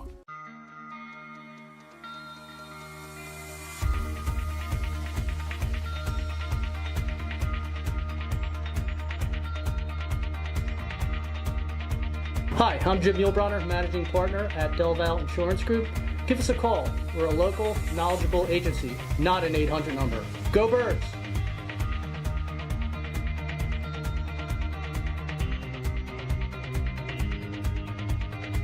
Weather forecasting is a team game. We rely on each other every day, updating the models and passing along new critical information. We have a team of 5 experienced meteorologists and a specialized weather producer, Paul. Say hi, Paul. Sometimes what I see in the model, Cecily could see something different. That's when we come together as a team to make our most accurate prediction. And all of this backed by more than 100 AccuWeather scientists. It's a team game. And we have the best team in town. EAGLES, Eagles. All righty, welcome back to the Pond Lehocky Eagles postgame show. The Eagles won it today, 28-23. They are now 8-1, 4-0 at home. It got a little hairy at the end, folks. The Cowboys got to the 6-yard line with a chance to win the game. They wound up at the 26, and then they'll throw a desperation pass. So the Eagles win again. It is time to hear from the man who covered the game for JAKIB Sports. He's at Lincoln Financial Field, and he is brought to us, of course, by Dry Tech Waterproofing. The great John McMullen joins us. Hello, John. Well, I mean, when you saw that ending, what were your thoughts? Boy, yeah. The Eagles hung on the credit, but I do think it's, I look at it from a Dallas perspective. As you mentioned, Mike, you have a first and 5 at the Philadelphia 6-yard line with 27 seconds left. And I'm thinking, boy, they got 4 shots in the end zone to win this thing, and I don't like the Eagles' odds. And all of a sudden, here they come. They're backing up penalty on Tyler Smith. Dak Prescott sacked for 11 yards. All of a sudden, that 1st and 5 turns into 2nd and 21. Then you have a delay of game. Then, 3rd and 26. Dak Prescott throws it 4 yards short of the end zone. This is a veteran quarterback, and he kind of bailed the Eagles out with a number of things, taking those sacks, delays of game. Obviously, the false start isn't on him, but got to be better in those types of situations. I think I got the feeling that the Eagles escaped with this one. Kind of feels like that with the way it ended, no question about that, John. But I do want to ask you about a couple of injuries and if there was anything that came out after the game regarding Dallas Goedert and his arm or his elbow injury. And then Jalen Hurts. I mean, it's just undeniable at this point. I know he came out. He was running the football around in the second half a little bit. He was accurate in that second half as well. But as far as the knee goes, were anything discussed regarding Dallas Goedert and Jalen Hurts postgame? Well, with Dallas, obviously, you guys kind of saw it, and he was immediately walked to the locker room when he was injured. It was pretty clearly he was dealing with something on that forearm. You know, we got an x-ray in the stadium, and that's when he was downgraded from questionable to out. So that's not a good sign for Dallas Goedert. We'll learn officially more tomorrow, most likely, but I'm not feeling real positivity on that one. And you guys know Jalen Hurts does not talk about his knee injury, but the best he came up with was, selfishly, the bye week comes at a great time for him. So obviously, he's got to heal up. He's playing through it, but clearly he's not 100% from a running perspective. And I said it in the pregame show. I'm going to say it now. I don't think people understand his impact on the Eagles' running game because they don't run the ball well traditionally. They need the threat of Jalen Hurts and that +1 to make that running game go. And I think you saw it at the end of the game. They tried to run out the clock. They tried to run the football, and they couldn't do it. So they need that part of their offense back. But they keep persevering. And Nick Sirianni said it in his press conference. Everybody brings up Bill Parcells. You are what your record says you are. 8-1, 27 consecutive weeks. The Eagles have had the best record in the NFL, or tied for the best record in the NFL. These are the glory days of the Philadelphia Eagles, at least in the modern era. John, I agree with you 100%. It's one thing to dissect how and why a team, wins. It's another thing to revel in the fact that they simply just know how to win. That being said, Nakobe Dean goes down again. We won't know the severity of his injury again. But, I talked about it when Nakobe Dean came back from the first injury, how well Nicholas Morrow and Zach Cunningham was actually playing. And I posed the question to not only you, but everybody else, are those guys a better fit for the defense from a production standpoint and how they've been playing than Nakobe Dean is? Do you just place them back in? I felt like, after Nakobe went out, the linebackers played a lot better than they had been playing overall. And I know he had 12 tackles last week, and he led the team in tackles last week, but the majority of those tackles, Johns, were 5'10", 7 yards downfield. That's a big difference. That's where I like to see Reed Blankenship making tackles, not my middle backer. Yeah, I agree with you. Nakobe hasn't played well. Now he's out again with a foot injury again, so durability is a concern. I think Zach Cunningham, first look, just feeling, I thought he played a really good game today. Nick Morrow, not as much, but, he had tough duty coming in for Nakobe Dean. I think before he was playing better. I agree with you, Seth. I remember when you asked me that question, and I kind of laughed it off a little bit because I know how the Eagles feel about Nakobe Dean. And I was right. They played Nakobe Dean, but I don't know if they should have. I think you may have been right because Nick has just been playing better. So I don't know. You never want anybody to get hurt, but I don't think that injury is going to affect them as much as, say, Dallas Goedert would, or certainly, obviously, somebody like Jalen Hurts. He's not played that well, and you have to be honest about that assessment. John, we're looking at this game, and they had so many chances to win the game. The Dallas Cowboys did. The knee that was short of the goal line, then Dak Prescott steps out of bounds. They gave the Eagles field position at the 40-yard line a couple times in this game. The kicker, he's kicking to Rashard Penny, and he kicks it out of bounds. Yeah.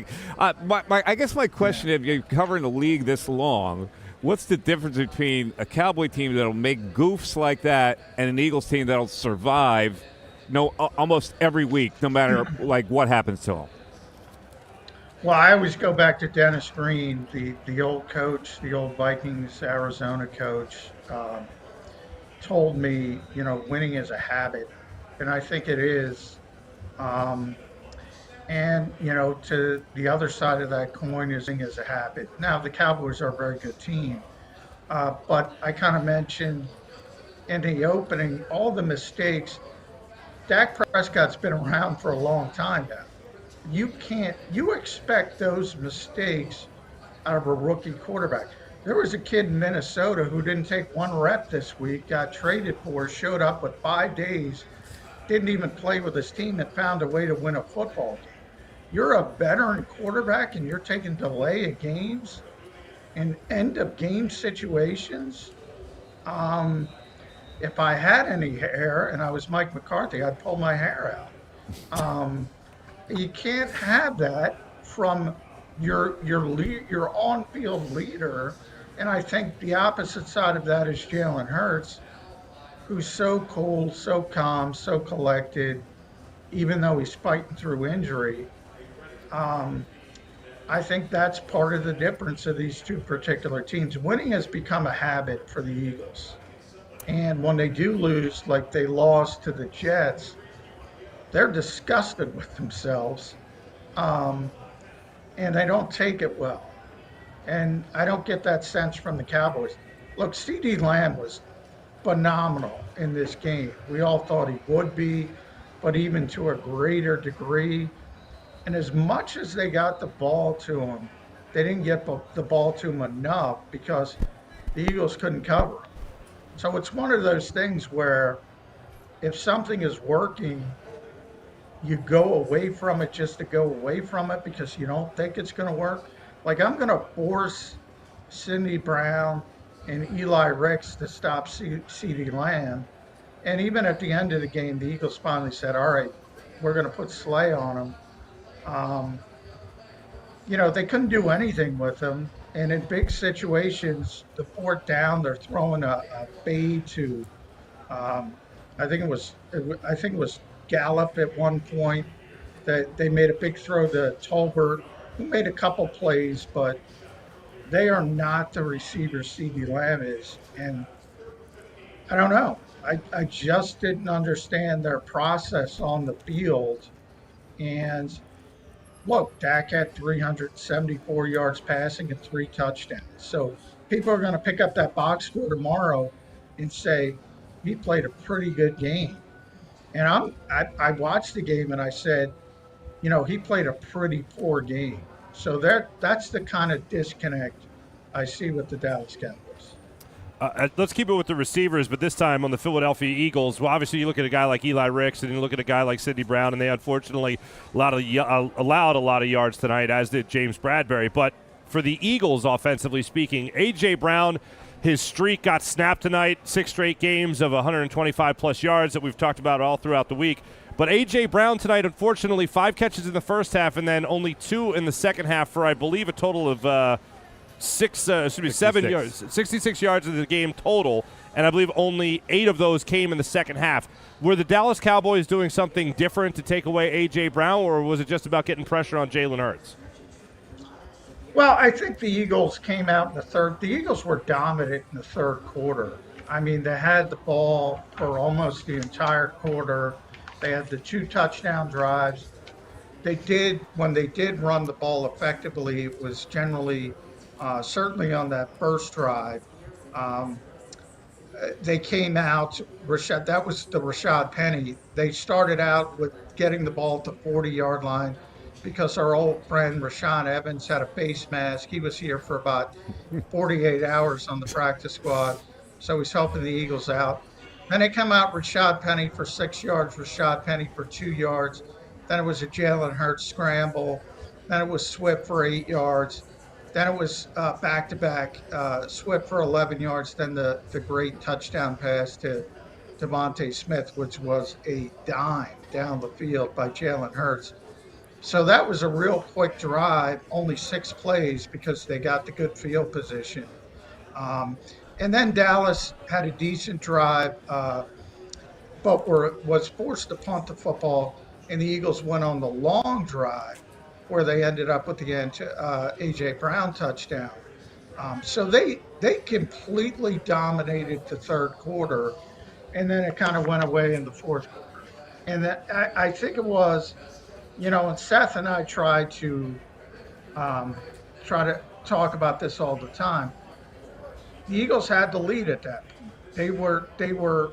Had the basically when AJ scored, they were up 28-17. So they have the 2-score lead, and at that point they're trying to get out, and they were not effective in the fourth quarter of running the football traditionally. And that's where I think Jalen Hurts and his injury really takes an impact on this offense. And they got a little bit less aggressive than they typically do. Look, they were in almost the exact same situation they were against the Jets when they tried to win the football game, and it ended up with the pick 6 that cost them the football game. This time they just went run, and they almost turned it over because DeAndre Swift fumbled the last one. Tyler Steen was able to get on it. Then they punted the football and said, all right, let's try to hold Dallas. So they went the opposite way from they usually did. They didn't play well in the fourth quarter, and they didn't throw the football. And that within itself is amazing, John, because, what they should have done against the Jets, they did tonight, and what they should have done against the Cowboys, they did against the Jets in a lot of ways. And to me, that's kind of reading the situation. Zach Wilson wasn't going to beat you. Dak, was just on one tonight. He was getting it done when he needed to get it done until they got in the fourth quarter and he started, throwing up on his shoes and making, bad decisions. I want to talk about, the targets that the wide receivers are getting. And I get it. AJ is a bad dude. AJ is their number 1 receiver, and there's no getting around that. But sometimes I look at the targets, and they're just so out of whack. A.J. Brown got 9 targets. Devontae got 3 and caught all 3. Dallas Goedert got 4 and caught 3. DeAndre Swift, and he didn't even play in the second half damn near. Olamide Zaccheaus, he got 2 targets. And I get that A.J.'s your guy, and he's probably going to, get even more. But I just feel like sometimes, the offense, could be so much more prolific if they could figure out, how to – it's almost like Jalen makes a decision to go to A.J. in situations where, he feels stressed. Like, that's the guy that I can count on to make a play happen. I think that Dallas Goedert falls in that category. I believe that Devontae Smith falls in that category. And I think the more that he can distribute the ball more evenly to everybody else, especially those 3 guys, the more effective the offense would be from a passing game perspective. Now, he had a great night. No complaints about it. Pretty darn efficient. 17 for 23, 207 yards, against one of the better against the 4th-ranked pass defense in the National Football League. But I still think, if those other guys could get, a few more targets per game, I think that would help the passing game exponentially. That's just my opinion. Well, in today's game, they only had 21 targeted throws, so they didn't throw it a lot because of the nature and the personality of the game. So typically that'll take care of itself when they're throwing the football 40 times. But I got to tell you about the balance thing, and I brought it up with CeeDee Lamb on the other side. He had 16 targets. I don't think he had enough. If you have a player like that and the other team can't stop him, why are you going to balance it out just to balance it out? Like, I don't want Jalen Tolbert, and I don't want to see Michael Gallup, if I'm a Cowboys fan, ever get another target again. I mean, I don't want to balance that out. I want my best player to get the football. Now, if you do a bunch of stuff and you bracket them and you're stopping them, okay, then you might have to go in a different direction. But when the opposing team is giving up 11 receptions for 191 yards, no, as long as he's healthy, as long as he's not tired from running so much, I'm going to keep giving him the football. Same thing with A.J. Brown with the Eagles. He has been on this historic streak, which stopped tonight. Never happened before in the history of the NFL. I'm going to keep feeding him the football. And today, the only reason it did stop is because of the way the game unfolded, and the Eagles weren't throwing the football in the fourth quarter, or otherwise he's probably up over 100 again. But that kind of happens in the NFL. I'm not, now the Eagles are a little different than the Cowboys, because the Cowboys don't have that real second complement, and Devontae Smith is a great player in his own right. Ferguson played well, their tight end, but they don't really have that second complement at receiver. But look, if somebody's not stopping somebody, just keep feeding them the football. That's my mentality. No, listen, John, I agree with you 100%. But my thing is, I look at how defenses try to take away and deal with preeminent receivers today. There was a time where you had an answer. I don't care what everybody else is doing. I want Ferguson and Tolbert and Gallup and everybody else to beat me. But you know what? CeeDee Lamb ain't beating me. I mean, what do you have in your repertoire that allows you to take away a CeeDee Lamb no matter where he lines up? Whether he's in a slot, whether he's lined up at X, whether he's lined up at Z. What do you have to take that guy away? Because he basically had whatever he wanted. And to your point, Dallas made a mistake by stop going to him. It's not like the Eagles did anything different.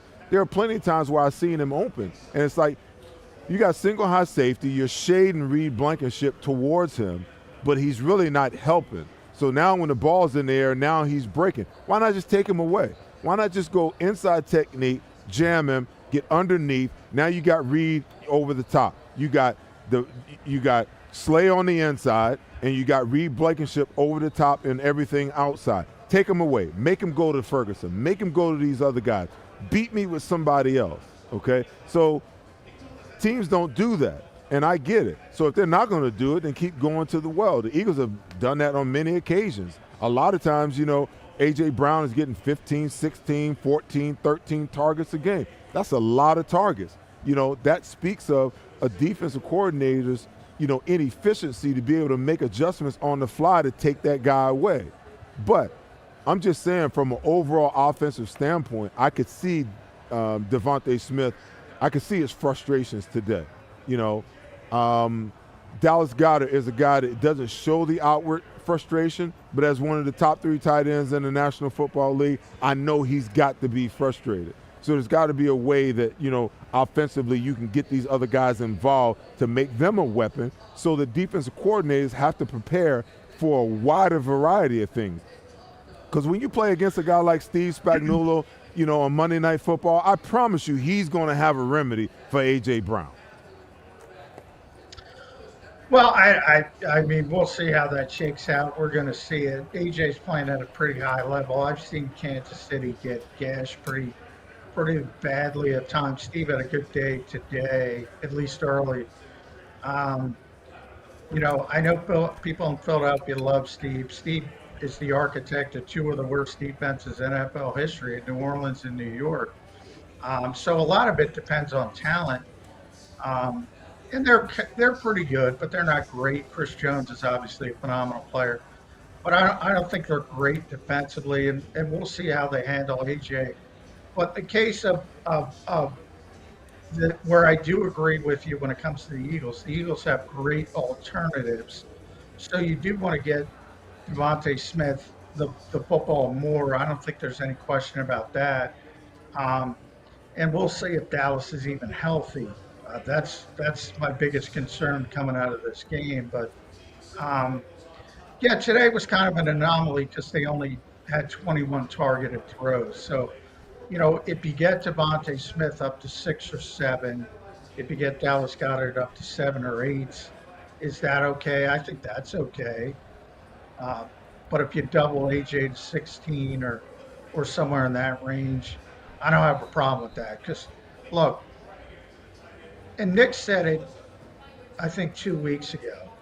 Right now, the best football player on the Philadelphia Eagles, and there are a lot of good players on this team, 8-1, best team in the NFL. The best, in my opinion, is A.J. Brown. I don't think anybody's playing at a higher level. And we got Hall of Famers on this team, but nobody is playing at a higher level than A.J. Brown. And it's the same thing when I look at Dallas and CeeDee Lamb. 16 targets, everybody's like, well, that's fine. No, it's not. I watched this game. He should have got the football more. John, thank you so much. We really appreciate it. You get a week off now with the bye, and we'll catch you back in 2 weeks. Thanks for hanging. John McMullen, Thanks, live guys. from Appreciate Lincoln it. Financial Field with his analysis on the JAKIB Media and Lehocky Eagles postgame show. Let's get a little word from Delaware Valley Insurance, where you can save up to 40% on your car insurance right now. Just call your partners, Fran or Jim, at Del Val Insurance. Here's how you can connect.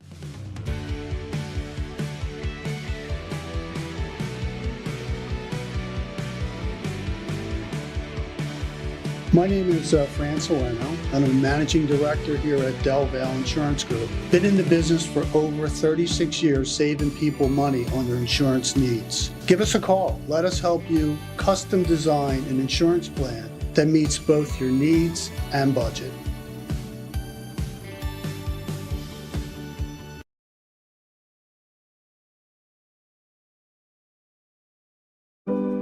My wife was in an accident that changed our lives forever.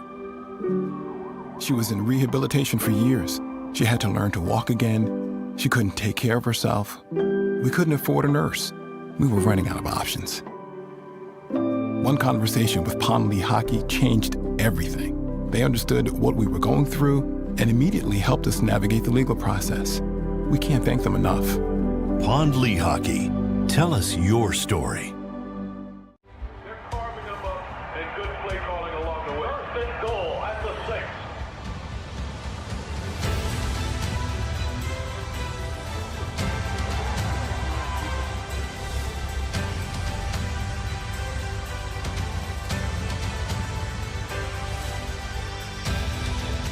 Field of life, First Trust Bank is there for you. Champions on 3. 1, 2, 3. Because Philadelphia dreams deserve a Philadelphia bank. Since 1977, it's always been about you, the community, at Rafferty Subaru. And through the Subaru Love Promise, we prove we care by supporting charities like So Good Now. So Good Now helps kids in under-resourced areas by connecting them with student athletes to serve as mentors. We remove barriers so athletes can help youth in the corners of our communities where light and love are needed most. When you choose Rafferty Subaru, you help organizations like So Good Now. It's all about you at Rafferty Subaru. Some say courage is something you're born with. Others say courage is something you find. In every generation throughout history, courage has been celebrated, sought after, needed. It holds the potential for a life of impact. But what if courage isn't just something you hope for or stumble upon? What if courage is something that can be shaped at a place that inspires you, where leaders invest in you, your community believes in you, and your life becomes something bigger than it could ever be alone?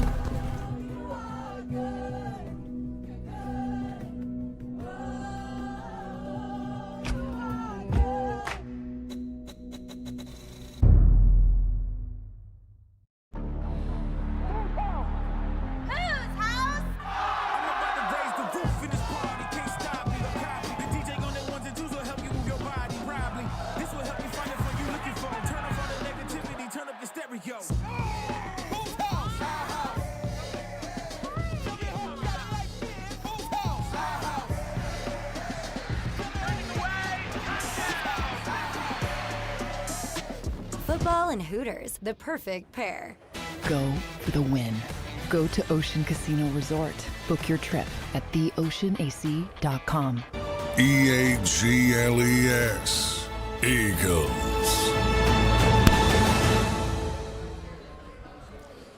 Oh, welcome back to the Pond Lehocky Eagles postgame show. We're live at Ocean Casino. You can see the big sports book right in the back. The Eagles are now 8-1 as they take care of the Dallas Cowboys 28-23. And it got really precarious at the end where everybody on earth thought they were going to blow that game, but they do survive it. It's time for Extending the Play with Mark Farzetta. Mark, first of all, tell us about the charity EBOD. EBOD is a wonderful charity, and we had the awesome experience of going out there about a month and a half ago at a golf tournament to help raise money for them, and we're now taking part of it as well. Just like any football team, the strength, of course, lies in its players. And any team working together can help combat anything, especially Alzheimer's, and help with research as well as caregiving to combating Alzheimer's as well as dementia. And this November, being Alzheimer's Awareness Month, JAKIB Media joined forces with the EBOD Foundation, the EBOD Foundation, to lead the charge for a cure. Your donation today not only helps support its critical mission to fund research and help others, but also enters you to win a trip to the big game in Vegas. This is your opportunity to win 2 tickets to the big game and 2 nights stay at a hotel and $2,000 for cash and expenses while you're out there. All you got to do is text the word SCORE to 833-202-9835. That's 833-202-9835 and receive info on how to enter for this fantastic trip. Together, let's triumph over Alzheimer's. And also, make sure you use the hashtags right there, Team Miss, Team Seth, Team Gun, and Team Farzy. Here's what I know. Team Joyner there, Team Seth, is now creeping up on Team Missinelli. Well, you know now why. Creeping up late in the game. You've been whining every week about it. Hey, of course man, you're going to creep up. It's like they said when they cut the monkey's tail off. Won't be long now.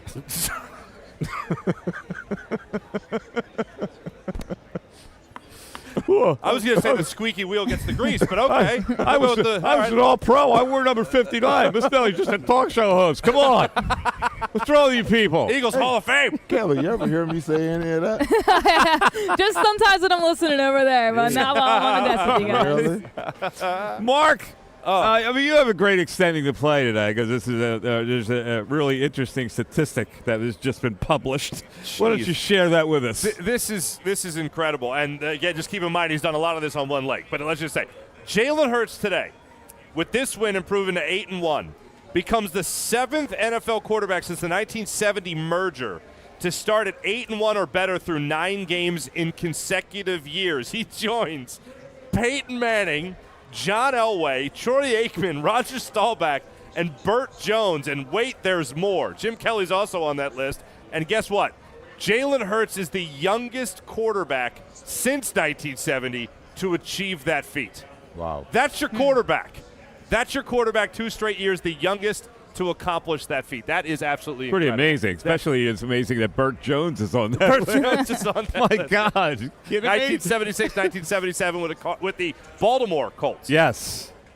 Well, that's spectacular. Before the Well, Mayflower Truck. let's see. Here's the thing. That's why, to me, like the most important thing is his health.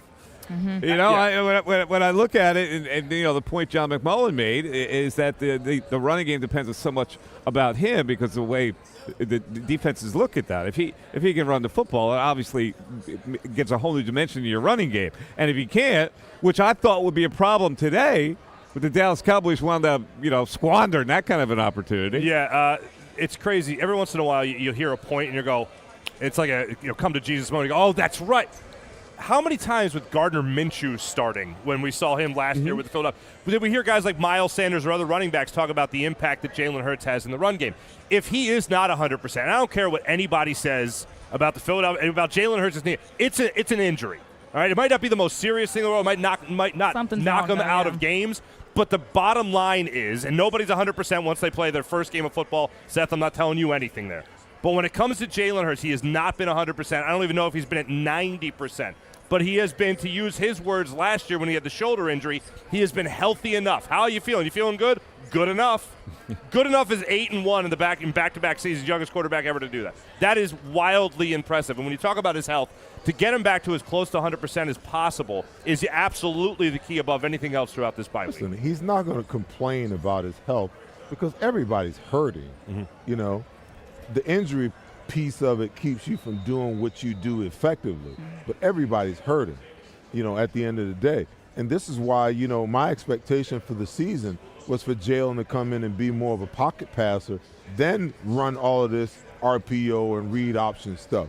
That's the next elevation, in my opinion, for him as a quarterback, to be able to operate from the pocket efficiently and only use his athleticism when necessary. But we keep talking about how the run game is going to suffer without his ability to run. You know, we didn't have Jalen Hurts running in weeks 3 and week 4 when we was racking up, you know, an average of 230 yards a game running the ball. We had DeAndre Swift and Kenny Gainwell running the ball with some efficiency. So don't tell me it's not possible. We don't need that. The really good quarterbacks, the great quarterbacks, or the pocket quarterbacks, they don't do that, you know. Patrick Mahomes runs when he needs to. They don't run RPOs and read options in Kansas City. Come on, man. You know, so teach this kid, let this kid be a quarterback, and then use his legs where necessary. To me, that's what's going to keep him healthy. But if we keep this nonsense up of having to run him around a corner or, you know, gain the extra guy in the box, you know, and try to run him on draws in the red zone, you're just asking for trouble. Because, you know, the odds say that sooner or later when you operate in that way, sooner or later something negative is bound to happen. So why tempt fate any more than you necessarily have to, in my opinion? Here's what he did today. He came out for the third quarter. Everybody say, well, my God, is he even going to play the third quarter? Right? He comes out and engineers 2 drives for touchdowns that put the Eagles in charge in this game. The first drive, he made a scramble throw to Swift, which was a great escape. And then he throws a perfect bomb to Devontae Smith for 29 yards for the touchdown. And then in the next drive, he had the short cross to Goddard, a major play for 29 yards to give him a first down, and then the swing pass to A.J. Brown for a touchdown. And this is the third quarter when we thought, my God, he might not come out. Can he be effective? 2 weeks in a row. 2 weeks in a row now. We were very worried about him going into halftime. Last week, I even jumped up in our green room. I was like, get him out. He's not even close to healthy. I'm terrified. I don't want to get him any more hurt than he already is. And then he comes out looking healthier than ever. I mean, I don't know what. Look, Aaron Andrews came out at halftime, after halftime, and said that he knee drained at halftime or something like that. In Nick Sirianni's, or no, he got an IV. Excuse me, very different. Yeah, he got an IV in Nick's office, which is a peculiar place to get it. I'm no doctor. I have a communications degree. All right, that does not seem like it's the right place to do it, but I guess that's where they do it. It was like Bud Kilmer in Varsity Blues, right? They give him the IV. James Vanderbeek went to bat for him. Exactly. And it's a more comfortable chair in Nick's office. He can relax a little bit. He doesn't have to be all tensed up. Trainer's table. Hey, he's different. He's different. Okay. Even though you're supposed to treat all players the same, that guy's making an average of $50 million a year. You don't treat him like everybody else. You find a nice, cushy place for him to lay down and catch his breath. Come in here to the lounger. Yeah. We're working the IV. Yeah. I think he's just been absolutely phenomenal this year. And I go back to when everybody talks about the Eagles' weapons. We know what A.J. Brown can do. We know what Dallas Goedert can do. We knew last year when Gardner Minshew came in, and I said I never want to see him again. I want to see Jalen Hurts all the time, every single time. He's the real deal at this point, and I think everybody is really starting to believe that. The Eagles believe it. Nick Sirianni believes it. I think the fans obviously believe it as well. But really just the NFL as a whole. I mean, he's going to be in the conversation when these teams are competing. Oh, is it Lamar Jackson against Jalen Hurts or Patrick Mahomes against Jalen Hurts? I mean, it's not only the physical attribute, just the mental game that he brings, I think is top-notch in the league. Mm-hmm. Well, he's phenomenal. No, I mean, listen, I don't know what to say. That's why I'm so worried about his health and his bone bruise. All right, let's get some game balls in here because that's brought to us by the great people at Colony Pools. Like Colony Pools, power wash your home. That was a good time because it's all cruddy. You get the fall, that damp air came in and crudded it up with that green mold on the side of your house. Colony Pools will take care of that. Also, close your pool. Now's the time you guys think about closing up that pool. I know you hate it, but you get your Kelly Green pool cover. They have all kinds of other sports covers with Philadelphia Sports. Let Colony Pool power wash your home and close your pool. Check them out online at flywithcolony.com. All right, game balls. I realized that I shortchanged Zach Cunningham today. So I'm going to give him a game ball. Wow. All right. Linebacker. He had 10 tackles. He had 1 tackle for loss. He had 9 solos. That's pretty good effort by him today. And it got by me. So I'm going to give him a game ball. All right, you're going to go with. I sat right next to you the whole game. How the hell did it get by you? I was eating ice cream at the time. I think. I don't know what it was. How'd I miss the ice cream? That never happened. I went outside to get it. Had a sweet tooth. As far as the game ball goes, from me, I gotta look at Brandon Graham. I mean, the thing that's amazing about this performance tonight from Brandon Graham is you rarely seen him all season. You're not seeing him out there on the field nearly as much as you have in years past. Coming off his first double-digit sack season, as we know the history. But to come in here with barely being able to get a sack on the season and come in here with a sack and a half against the Dallas Cowboys before the bye week to be able to make sure you're shutting down those Cowboys. After Zach Cunningham, I got to look right at a guy like Brandon Graham and say that he absolutely stepped up to this Eagles team today. He gets my game ball. I'm going to have to go with Jalen Hurts, and I think that could be an obvious answer. But listen, not only the yards he puts up, 207 passing yards, 2 touchdowns passing as well, just the way that he was able to find different guys on the field today as well. It just wasn't the A.J. Brown game. We saw a lot more of Devontae Smith.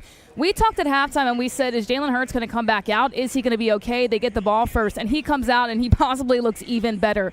The way that he's able to play in these situations, I'm just glad he's on the Philadelphia Eagles because I'm excited to see what he's going to do for the rest of the season. But I have to give it to him. He puts the team on his back each and every game, and we really saw it here today, even though he was banged up. I'm in agreement. I think the way he gutted it out, I think that when you looked at that injury, the hit on his knee right before halftime, you had the sense that, potentially he might not, come back out in the second half. And you saw McKee stand there on the sideline kind of, loosening up.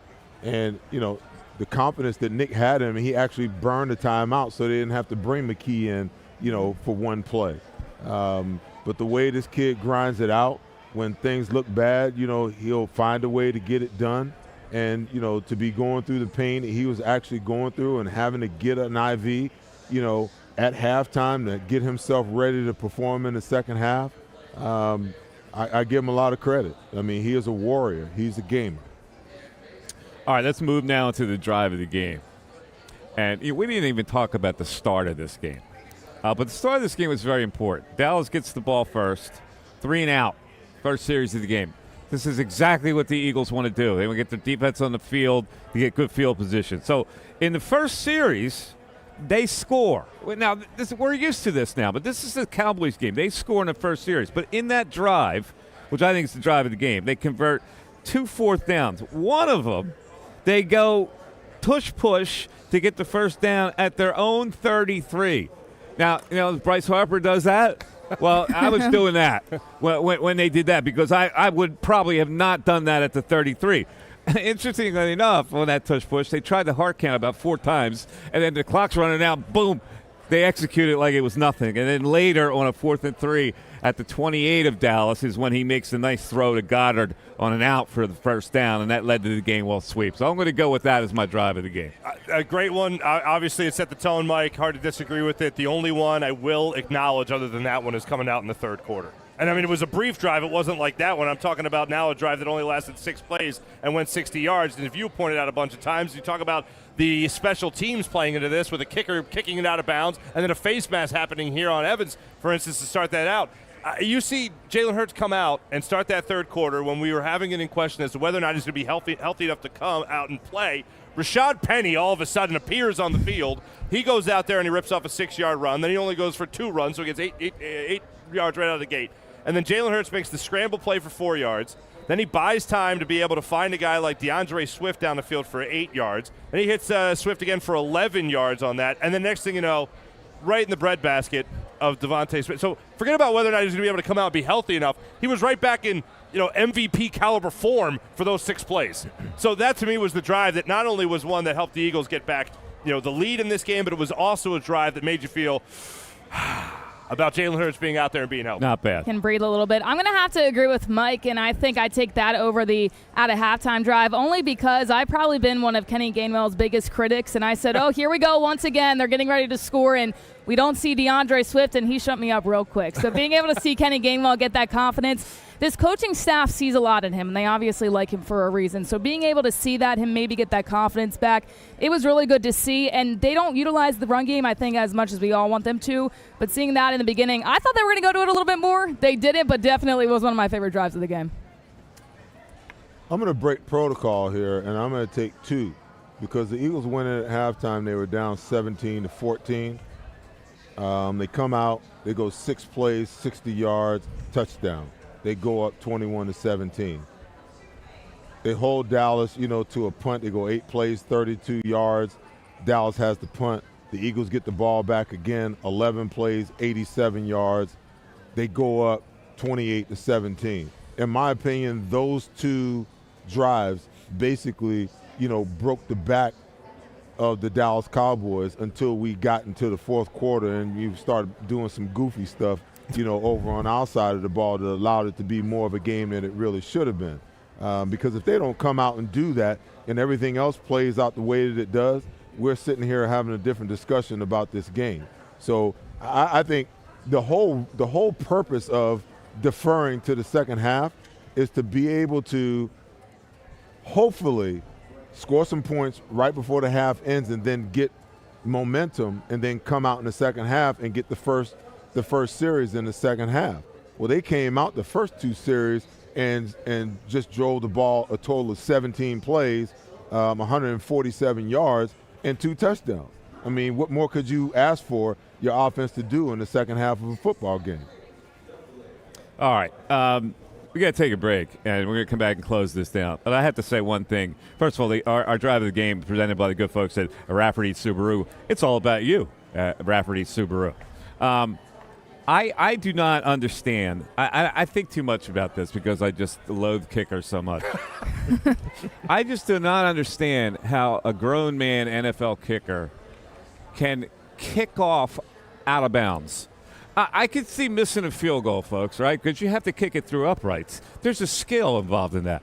When you kick the football off, how is it possible that you're kicking it off? And it's Rashad Penny. It's not Devin Hester that you kick the ball out of bounds. How is that possible? Let me tell you something. If I was a football player, and I know Seth is, and I know he thinks the same way I do, I'd beat that guy's ass with a sock full of pennies after the game for kicking it out. Wow. You gave them field position at the 40-yard line, Seth. Stop it. How is it possible? Hey, listen, I always say the kicker's got 2 jobs. Kick that damn ball through the end zone on kickoffs and kick it through the uprights when you need to kick it through the uprights. That's your only job. But I will give you this analogy just to kind of shed some light on it, okay? We played golf a couple of weeks ago. You were living in the fairway. How many greens you hit in regulation? Well, I didn't hit any. But I'm not paid to be a professional football kicker. You got a point. But I'm a schmo. I'm just trying to play golf like everybody else. I'm just trying to add a little perspective to it, Mike. That's all. I gotcha. All right. Stick it up for the kicker. I never thought I'd get to see the day. Let's take our final break of the day. We'll come back and put a wrap and talk about the injuries that happened in this game on the Pine Lehocky Eagles postgame show, live from Ocean Casino. Back after this. Hey Philly, it's Tom Giordano from Pond Lehocky. Follow us on Instagram for your chance to win free Eagles tickets all season long. That's right, I'm talking regular season, playoffs, and even the Super Bowl. So follow us on Instagram for your chance to win free Eagles tickets. Go for the pulls and the pools. Go for the oohs and the ahs. Go for the bubbles and the bubbly. Go for the story and the stories. Go for the win.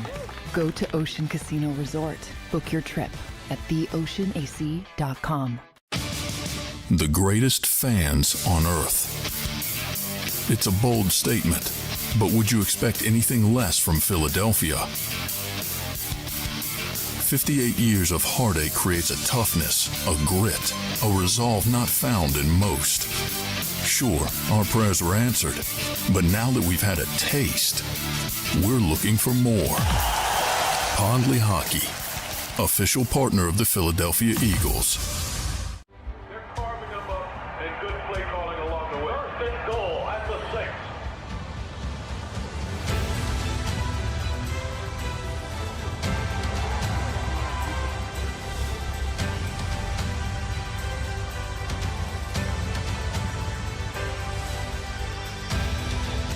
Field of life, First Trust Bank is there for you.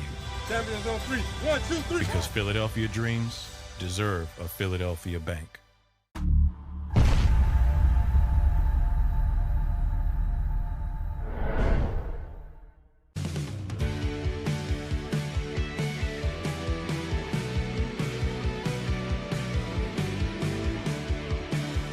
My name is Fran Salerno, and I'm Managing Director here at Del Valle Insurance Group. Been in the business for over 36 years, saving people money on their insurance needs. Give us a call. Let us help you custom design an insurance plan that meets both your needs and budget.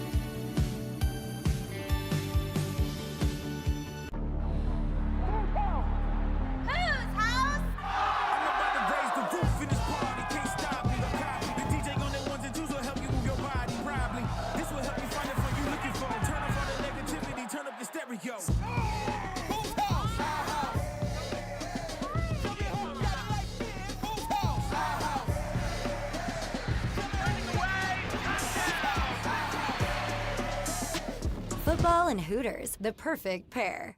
Do you stream on a Roku, a Fire Stick, Google TV, or Apple TV? Now you can watch 6ABC 24/7 with the 6ABC Philadelphia streaming app. Watch Action News live. And the big story on Action News. Plus special programming, breaking news, and severe weather updates. Tremendous amounts of rain. Always on. Always the news team you trust. Watch 6ABC 24/7 on your streaming device. Dean went out, Search right? 6ABC Dean went out, Philadelphia right? and start Dean went out. streaming today. EAGLES, Eagles. Well, back to the Pond Lehocky Eagles post-game show. Time to wrap it up, but not before we get an injury update from our man, Dr. Bruce Grossinger, our sports doc, who joins us every week. And, Doc, a lot of guys were banged up in this game, including Dallas Goedert, and a couple cornerbacks went out in consecutive plays with Slay and Bradbury, and you had Dean going out. But the big update that we want to look at is Jalen Hurts, and he got banged up on that knee again. What did you see there, and what was the prospectus of him playing that entire game and surviving it? Yeah, I was obviously at the game, and I was really concerned at halftime because he was limping off, and it looks like he re-aggravated the left knee. As always, he wouldn't speculate. He wouldn't share anything about it other than he's glad he has 2 weeks to recuperate. So I believe he just has a very badly strained knee, and he was very game. And obviously the second half, you really eliminate the RPO, and you become, with the running game, very one-dimensional. They couldn't really run in the fourth quarter. But again, I don't think he tore anything, but I think that's just a chronic strain of the left knee as far as I can tell. All right, what about the other injuries that you saw with Goddard and a couple guys that also got banged up in this game? Goddard's injury concerns me the most.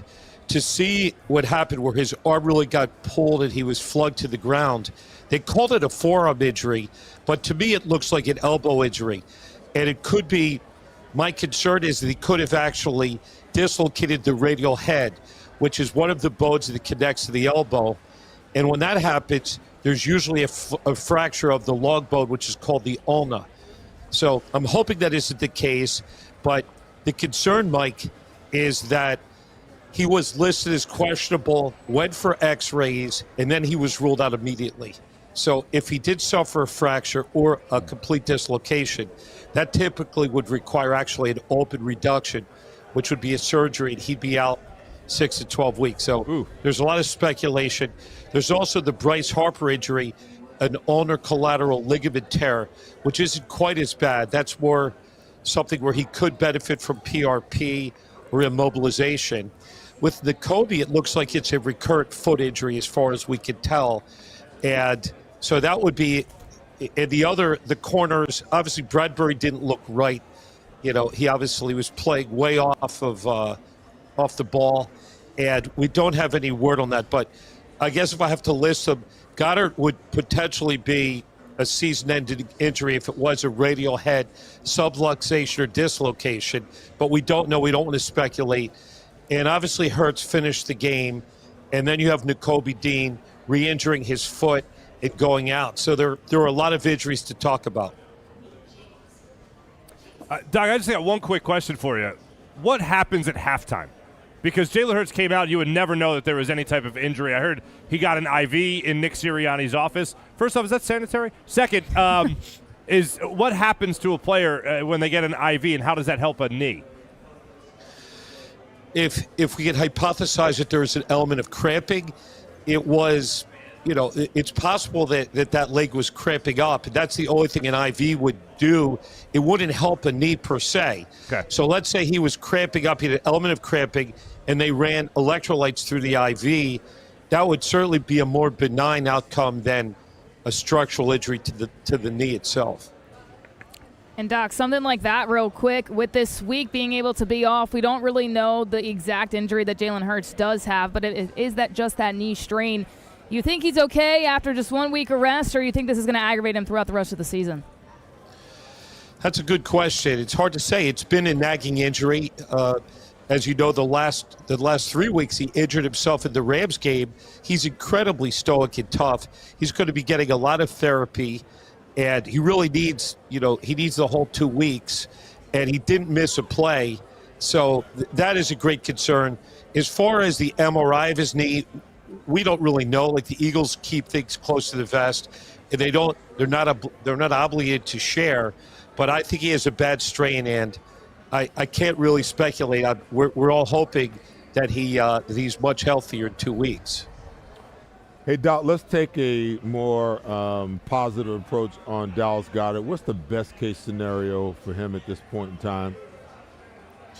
Great question. It could have been, if you remember Bryce Harper in that game where he hit his funny bone, that's really alarming. I'm sure you've had that yourself, Seth, where you get banged right on the ulnar nerve at the elbow, you lose feeling. And so if it were, let's say, just a strain of the forearm of the tendon without a tear, and if it was just a tweak of the funny bone, like Harper, if you remember, he went to the dugout and they came out. So that would be the best case scenario, something we call neuropraxia, which is just a tweak of the ulnar nerve or the funny bone, which is very alarming. And if you bang your funny bone, it's very alarming to be a player. That would be the best case scenario, because if that were the case, he'd be back in 2 weeks, so that would be optimum. All right, Doc, thank you so much. We appreciate it. They got a bye week, so we hope some players heal up, and we'll get through the rest of this, what we thought was going to be a really tough part of their schedule. Thank you for hanging out with us tonight. Thank you. Have a good evening. Dr. Bruce Grosinger, our sports doc, who joins us on the Pine Hockey Eagles postgame show. All right, let's just quickly look ahead here. The bye. Everybody can take a breath. Everybody can heal up. You can forget about football for maybe a week and a half, and then zero in on the big game against Kansas City, in Kansas City, and then Buffalo, San Francisco, at Dallas in revenge, at Seattle, back-to-back weeks before you get a breather with those lousy New York Giants. And as we stand right now, I'm less fearful of that schedule than I was before. Well, you should. I mean, I was saying earlier, you're looking at a team right now that is the one that knocks. The Chiefs are looking at this Eagles team, and they might be the only one, considering they beat them in a Super Bowl, to not fear them. But that's not the same Kansas City Chiefs team. All the respect in the world to their defense and their ability to get after it the way they've been able to get after it this year.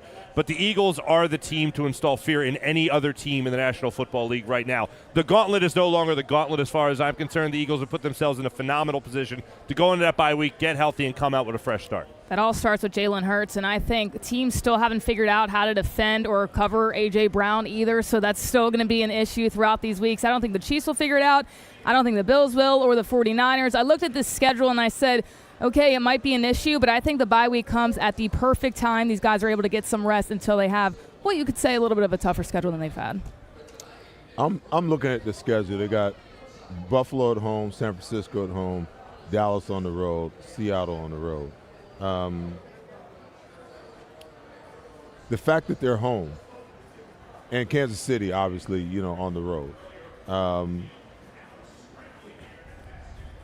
I'm just trying to, in my mind, project, what they're going to look like through these, next 5 games. Because, once you get to, week 15, 16, and 17, you got the Giants, Cardinals, and Giants again. In some of those games might be games, where you're resting by then. You may have something sewn up depending on how you play over the next 5 weeks. I would venture to say if the Eagles can come out of this next stretch, 4-1, 3-2 at the absolute worst, that they'll still be sitting, in pretty darn good position, from a conference standpoint and the ability to secure the first round bye and home field, throughout. Obviously, I'm concerned, with the injury, especially to Dallas Goedert. It's a big part of what they do, not only from a blocking standpoint, but, when they decide that they want to get him involved in the pass, I think he's one of the premier tight ends in the National Football League. But I look for this team to get rested up. They're going to be chomping at the bit when they come back to get it. Kansas City, it's always a tough game in Kansas City, but then they have the benefit of coming home against, Buffalo and San Francisco, which is going to be a knockdown drag-out right here at the link at 425 for each of those games. I'm really looking forward to the second half of the season. You guys get rested up. I'm going to get rested up. I'm going to get me, what I call my triple S's: a little sunshine, a little sand, and a little sea water, for about 4 or 5 days, and be ready, for the final run, and hopefully all the way to Las Vegas. Well, have a great time, and thanks for asking us to come with you. Appreciate it. All right, I'm going on vacation to get away from your ass, Mike. Come on, man. Wouldn't you want me hanging around? No. I noticed there's no G in there. No golf? Oh, of course. Oh, I'm just going to say so. It's part of the package. All right. Fair enough. At least 1 or 2 days. I was going to say. Very little golf, though. It will be. It will be. I know. I've been burning the candle at both ends for quite a while. I need a little R&R. I hear you. For Mark Farzetta and Kayla Santiago and Bill Colarulo, especially our pal Derek Gunn, who's dealing with a family emergency, our thoughts and prayers are with you, D. Gunn, and we'll see you back here hopefully real soon. Have a great week, everybody. Eagles win it 28-23 over the Cowboys. They're 8-1. So good night. We'll take care, and we'll talk to you in 2 weeks. Bye-bye. Hey Philly, it's Tom Giordano from Pond Lehocky. Follow us on Instagram for your chance to win free Eagles tickets all season long. That's right, I'm talking regular season, playoffs, and even the Super Bowl. So follow us on Instagram for your chance to win free Eagles tickets. Philadelphia fans, we're cut from a different cloth. Born into a brotherhood and bonded to our team for life. We believe anything is possible because we've witnessed the impossible. While we may be from different neighborhoods, come Sunday, we are one, and we will be heard. Pond Lehocky, official partner of the Philadelphia Eagles. I get scared sometimes. Of a lot of things. Joining in. Decisions. The dark. The dark. But I once heard someone say, But as I always say, it's okay to be afraid. As long as you face the fear. And keep moving forward.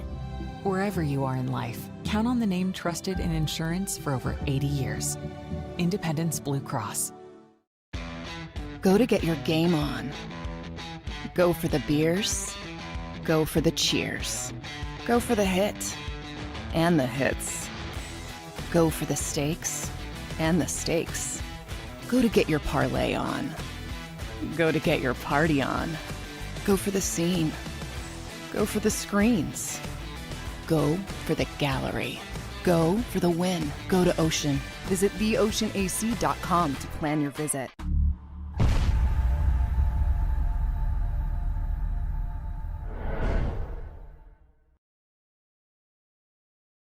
My name's Jason Lombardi. I'm an inspector at DryTech. At DryTech, we offer 3 major services. The first one being basement waterproofing. The second service we offer is foundation and structural repairs. And then the third service that we offer is mold remediation. If you feel you are having a waterproofing issue, give DryTech a call or check us out online.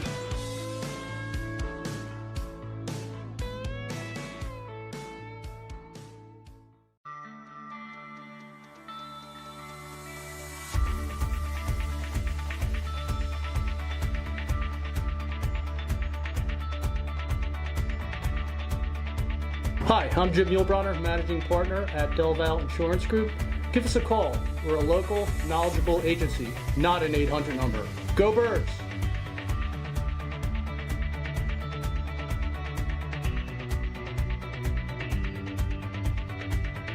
Go for the win.